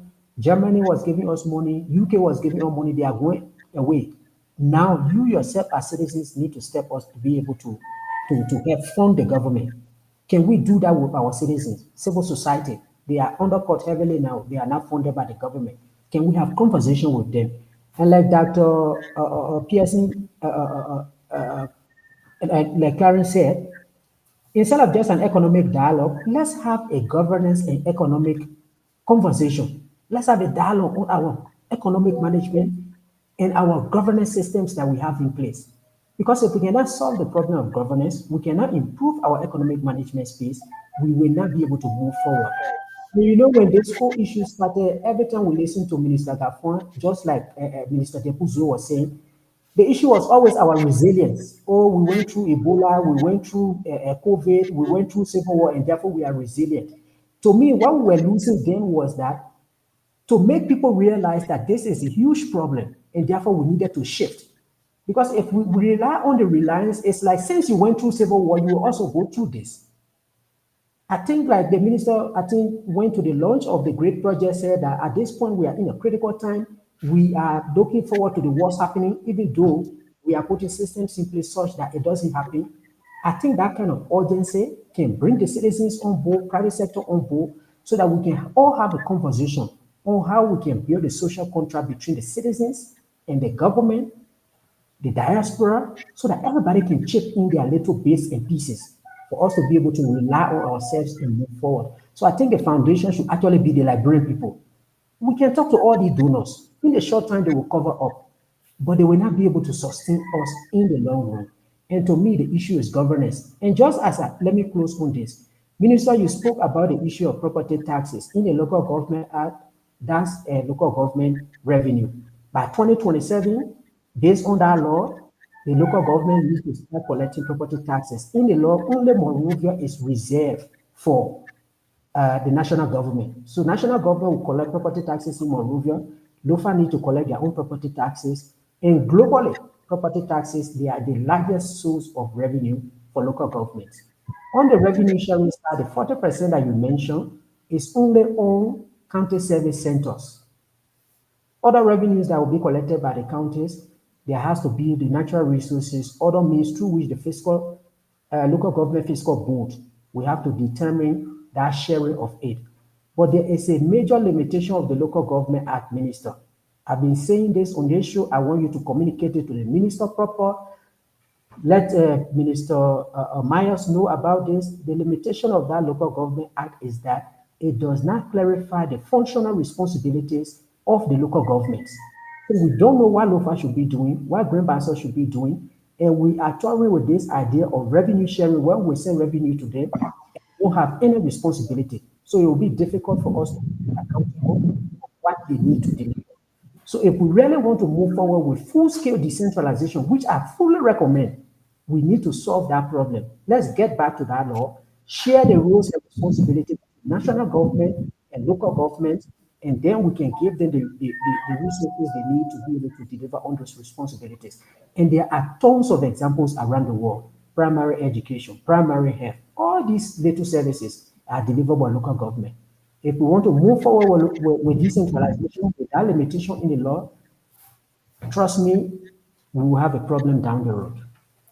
Thank you, Tom. And Minister, we'll get back to you. Let's go to our anchor in studio there. George, can you please announce the numbers for Liberians listening via the radio to call and ask questions? Our guest is here to answer questions, and the minister is also here to answer their questions. Go ahead, George. Okay, folks, so let me say good afternoon wherever you are again. And you are tuning into Care Radio 95.9, where the focus on Liberia is on right now. So, folks, wherever you are, the numbers to call on the show 0770 573 477. Those are using Orange, and the Lone Star number 0881 871 670.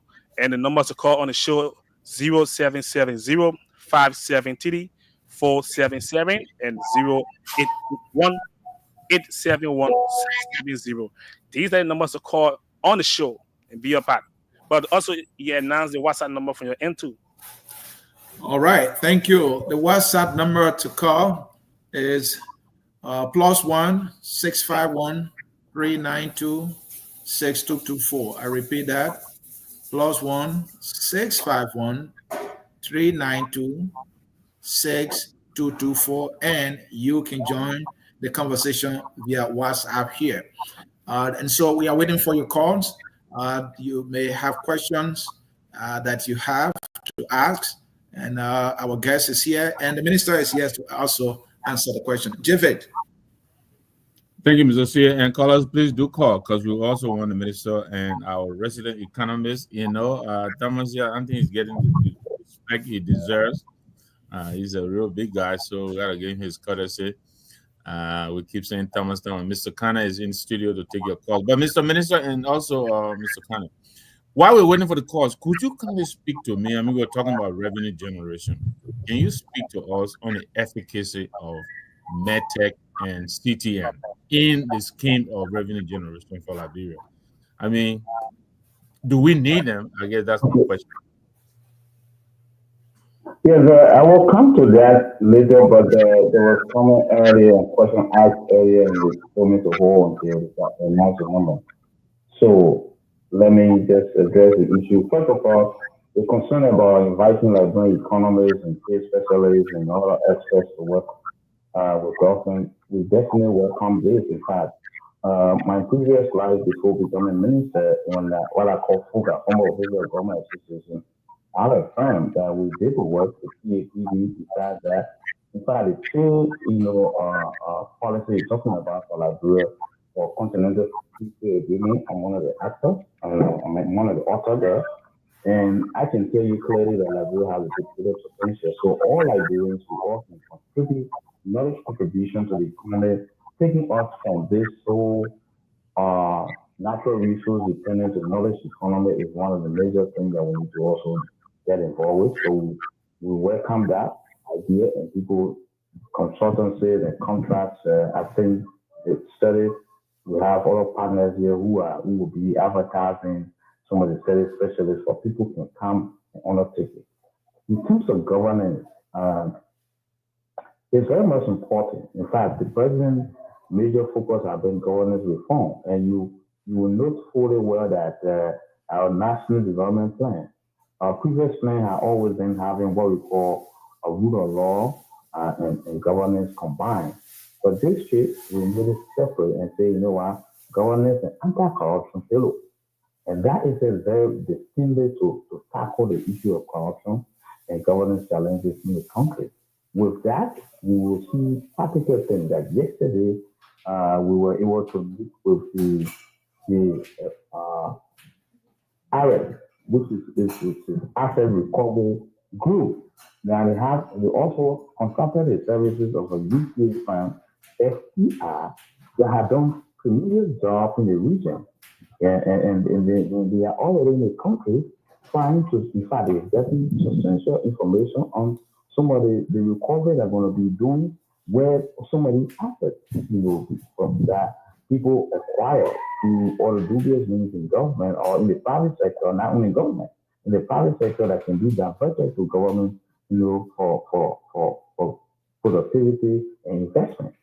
And I can tell you clearly that this is a very great step that Liberians should all be proud of, because the first time we've seen government calling on investigation and talking about retrieving property that government should be government property or other investments that were done dubiously. It's a good opportunity.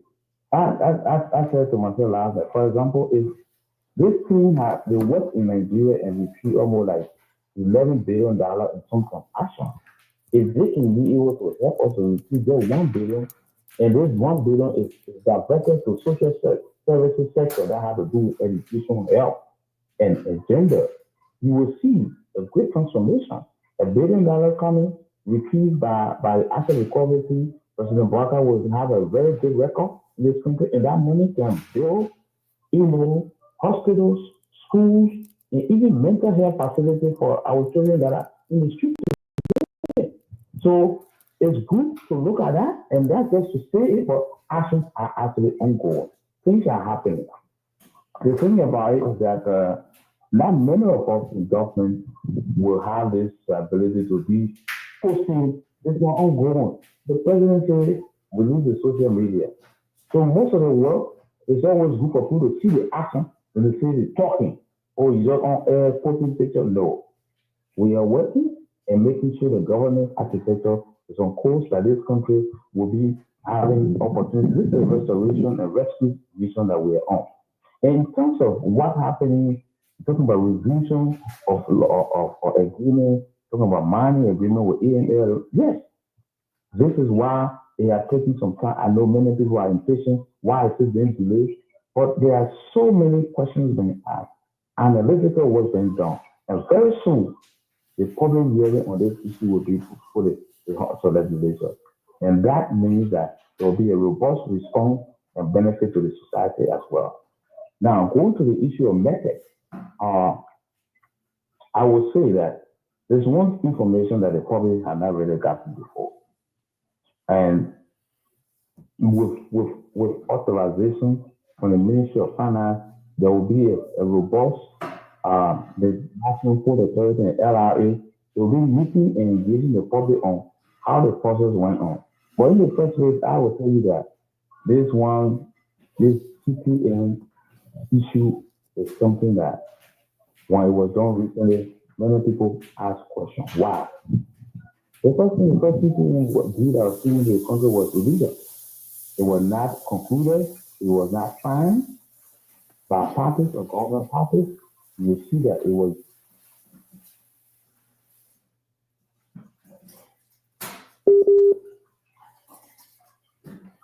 illegal. So, having entered the economy, sorry for the interruption from call. Are you hearing me? Yeah, you are still live. Go ahead, Minister. Good. So, and this agreement was just a proposal, and they started operating it.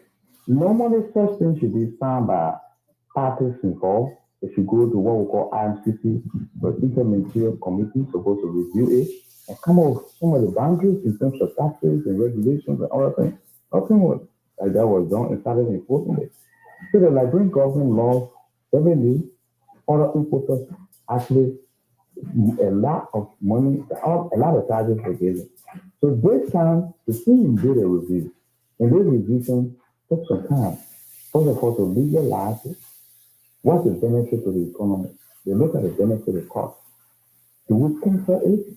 How do we censor it? If this one to be censored, what will it cost? What's the implication? So the first thing is to say, the reviewer and say, look, you've operated this way, you didn't pay taxes, you didn't do this, you got to pay back all these back taxes. The next thing that there is that, look, government will have a share in it now, and government percentage share will be this, or you operate over the period, government share will be increasing while your share declines. Whether it's suitable after collecting the data, the next thing is to decide whether it's happy. In our post-clearance process, is there any cost, is there any delay? And the issue is not only about CTN. What do we do with existing contracts in the terminal? All of these things, how are these contracts affecting trade and productivity in the economy? These are work that are ongoing and actions have been taken, and it's not just sitting down there. You will notice that Liberia domestic revenue generation, for the first time, it hit over $600 million after the Civil War. No borrowing, very low borrowing. What was the reason? Because there was enforcement of tax regime and complete compliance system have been put in place. So these are the opportunities that we have now as a country to voice out, both ways, from the government side and from the economic management side, so that we can have the opportunity to say, how do we put our country back on track? So President Barker administration is a reset button that was put in place. And the reset button is going on, and the economy is growing. Where you are right now, the next phase after the arrest, IREC operation, because the arrest, IREC operation, the operation is ongoing. But look at what is happening now. We have another approval for the entire island system to do a governance reform into our monetary arrangement to see it. The government in terms of central bank, how it's operationalized, everything. You will notice that over the short 20 years that this government came to power, there have been a growth, serious growth have been experienced in the economy. Why? Accountability, trust, With commercial banks, let me say this. Private sector growth is driven by commercial banks and lending opportunities, financial services. Liberian government actually has serious confidence crisis with commercial banks. Before, last year, I can tell you, a year ago, particularly March 2024, when we took office, we had to engage with commercial banks. Commercial banks do not trust government checks. They don't even believe that government contract is something they keep honor. And we have to negotiate. What are some of the liability you have? Contractors that took contract from government cannot pay. We have to intervene and went into conversation. We're going to start with payment on government treasury bills that have been issued out, and we will pay on interest. After paying on interest, then we can now start to go to our contingent liability. Means companies that owe you, contractors that owe you will pay them, and they will be able to pay you. Instead of doing blackening and seizing your assets, it's better to negotiate. We did that. As we speak, government is now issuing the 3-year bond. Instead of you having just 24, months or 12 months, T-bill. Mr. Minister, down the line. Minister Sewell. I'm not taking one. Yes. Mr. Sewell, let me hold you there. I'd like what you are saying then. Because of time, we will have to shorten it here and make arrangement for you to come another time. This has to be an ongoing discussion for us, because the economy of the country is the backbone of the country, and we cannot do anything if the economy is not in good shape. The issue is revenue. I continue to hear the LRA boasting of reaching a target every now and then.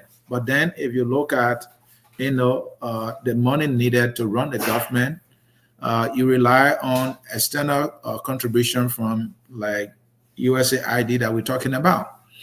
So my question to that is, now that we are in a time in the global world where technology plays a huge part in minimizing loopholes in terms of revenue collection and generation, how is this government thinking about using technology to be able to maximize its generation of revenue collection? Say the Freeport example, the LRA. What kind of technology are you using so that money cannot be landing in the hands of individuals who might not be able to deposit it in government account? Is there any plan to say, look, government revenue will go directly into government accounts through, let's say, a payment portal and electronic, infrastructure that, citizens, taxpayers can just go to directly and pay instead of giving the money to somebody sitting behind the desk? That's my final question. I think that is key. This is a good question. In fact, that's one of the major, projects ongoing now by the LRA, and this is what is needed for the enforcement of value-added tax regime. So in terms of to digitize our tax collection, that's the major focus. For this reason, LRA, from their own budget, government has invested a lot into using technology, and most of the projects, I think you heard us talking about great projects. That's the focus of the great project, to digitize the entire economy and show that tax revenue, tax collection are done through digital, mechanism. In fact, there's a system in place now where most of these supermarkets and everything now want to be using the electronic payment system that people will not just be paying. And as a result, where there were leakages, it's clearly been seen. So these holes have been closed. And beyond Morovia, it's not just in Morovia, beyond Morovia, it will be the deployment of technology equipment at the port of entry of various commercial centers that we can now see how best we can raise our revenue. Thank you, Minister. I hate to do that because of time. We have just 2 minutes left to close it. This is, as you know, until I'm coming to you, I'll give you time to close. And so, Minister, we cannot thank you enough. Please make time again so that we can continue on this conversation. We need to understand our economy. I like what you said about the government thinking about involving Liberians I want to see the government putting on a program and asking Liberians to contribute to it. For example, the road from RIA to the city. Liberians can contribute. I'm willing to contribute up to $100. If every Liberian can contribute that, we can build that road. It's money business. That bro is stay there. So these are ways to look at it. And again, we can't thank you enough for your time. Thomas, we have a meeting to close here. Your closing statement, please. Thank you, Anthony. I think I had a long list of suggestions on. Yeah, okay. Maybe Kiara made an exception and give her additional 5 minutes. So go ahead. Right, because the end of it was, what do we think should be done now? So, like I said from the beginning, the fiscal rule, efficient expenditure, and all of that, they are for the short term. But what are governance reforms that we need to have really in the medium term? And how do we do them? You know, the challenge we have in the country is that the Ministry of Finance and Development Planning is like the one wearing a cap for development. But again, much of the critical roles that need to be played to grow the economy or to improve governance are with different institutions. And now that the minister is on the line, some of the things I'm saying here is just to communicate so that it can go across. For instance, the Governance Commission is the one that needs to take lead on all of the governance reforms. I know that we've developed the AAID, but I don't think we have any civil service development or civil service. We don't have any plan on improving the capacity of our civil service to be able to deliver on the plans that we have put on the book. And the Governance Commission has a dedicated commissioner for public sector reform. So the Governance Commission actually needs to step up. Even the issue with decentralization that I'm talking about, the Governance Commission is responsible for the policy issues related to decentralization. The Ministry of Internal Affairs is just there to be able to implement. Can the Governance Commission, pushed by the Ministry of Finance, be pushed to do the work that they need to do to be able to elevate the issue of reforms around governance? Also, there's this issue, the reform, and these are not new reforms. These are new reforms that people have been working on for years, but they have not gone through. There's this concept now called the single window concept. Because if the minister is saying we want to move from trade to aid to trade to be able to improve trade, we have to have a seamless means through which people can be able to trade with us or our citizens to be able to trade. So there's this concept called a single window, where if you want to import things into Liberia, you go to a platform and you can see all the forms that you need to fill. If there's an LRA form you need to fill, Ministry of Agriculture form, if it's an agriculture related product, or the National Port Authority, all of the immigration, everything. You can go on that portal to be able to fill all the forms. If you need to do payment, you can do it, and then you go ahead with your importation or your trade activities. It was started a couple of years ago. I think it's under now the LIFT project that is being supported by the World Bank. Can we accelerate that to be able to move it forward? Also, an MFDP issue. Can we take a look at the public financial management law? Because the PFM law was done in 2008, amended in 2019. Now you have all the pieces of the Local Government Act coming.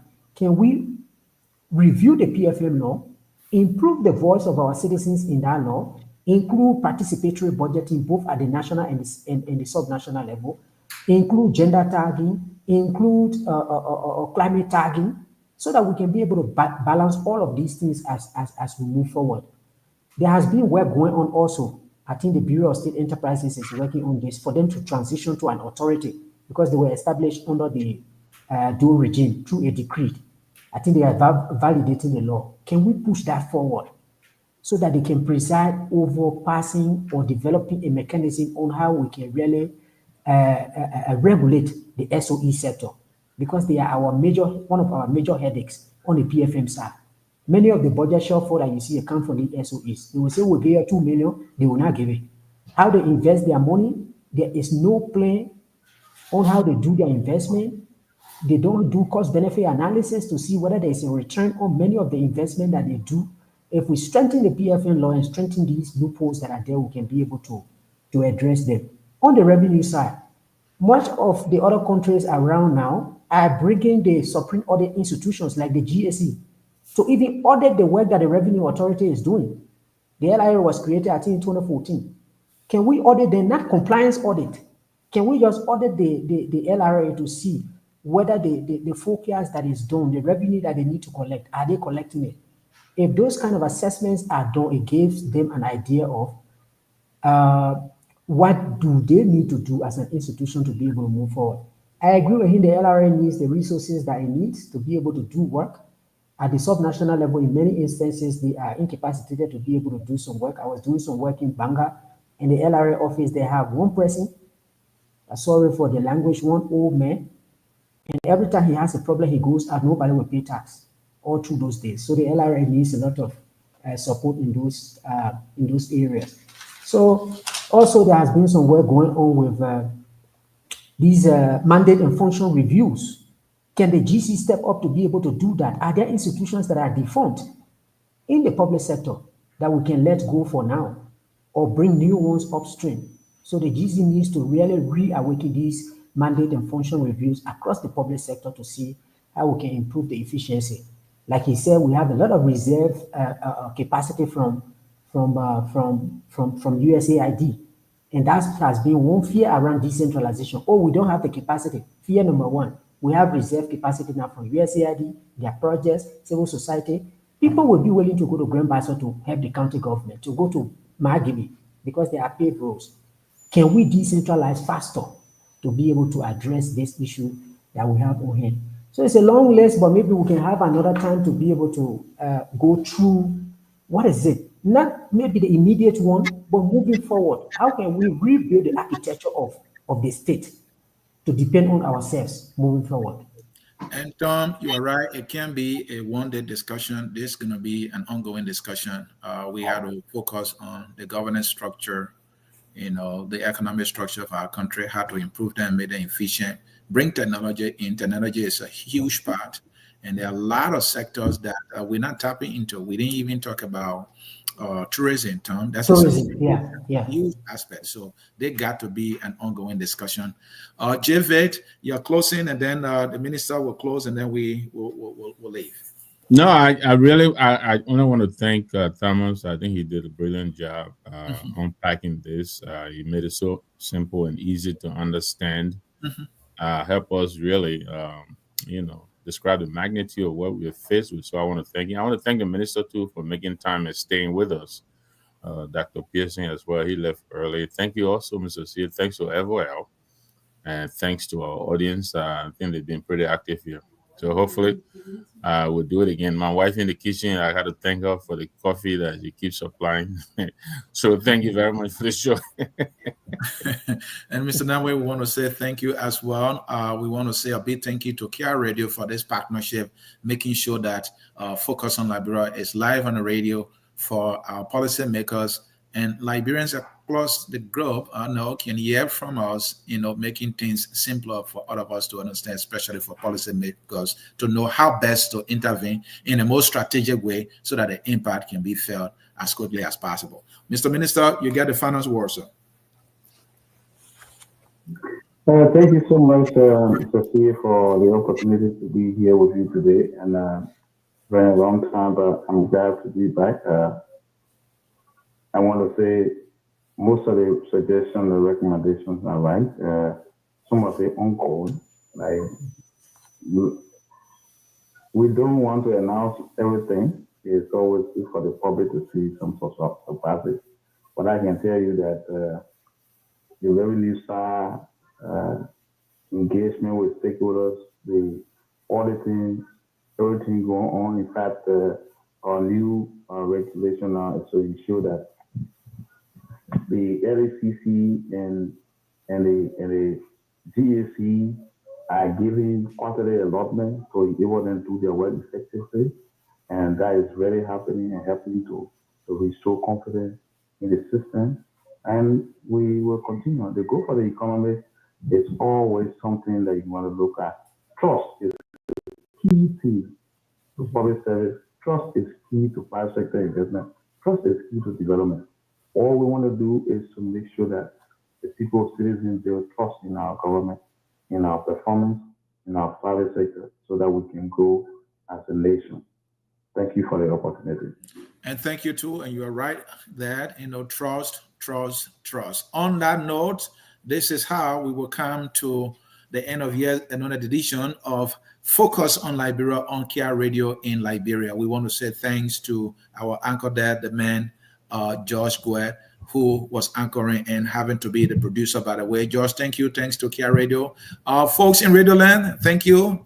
Next Saturday, we'll be here, and we'll be here also on Thursday. And do not miss it. The song that says we are all Liberian closes the broadcast right now. Thank you and bye-bye. We are Liberian.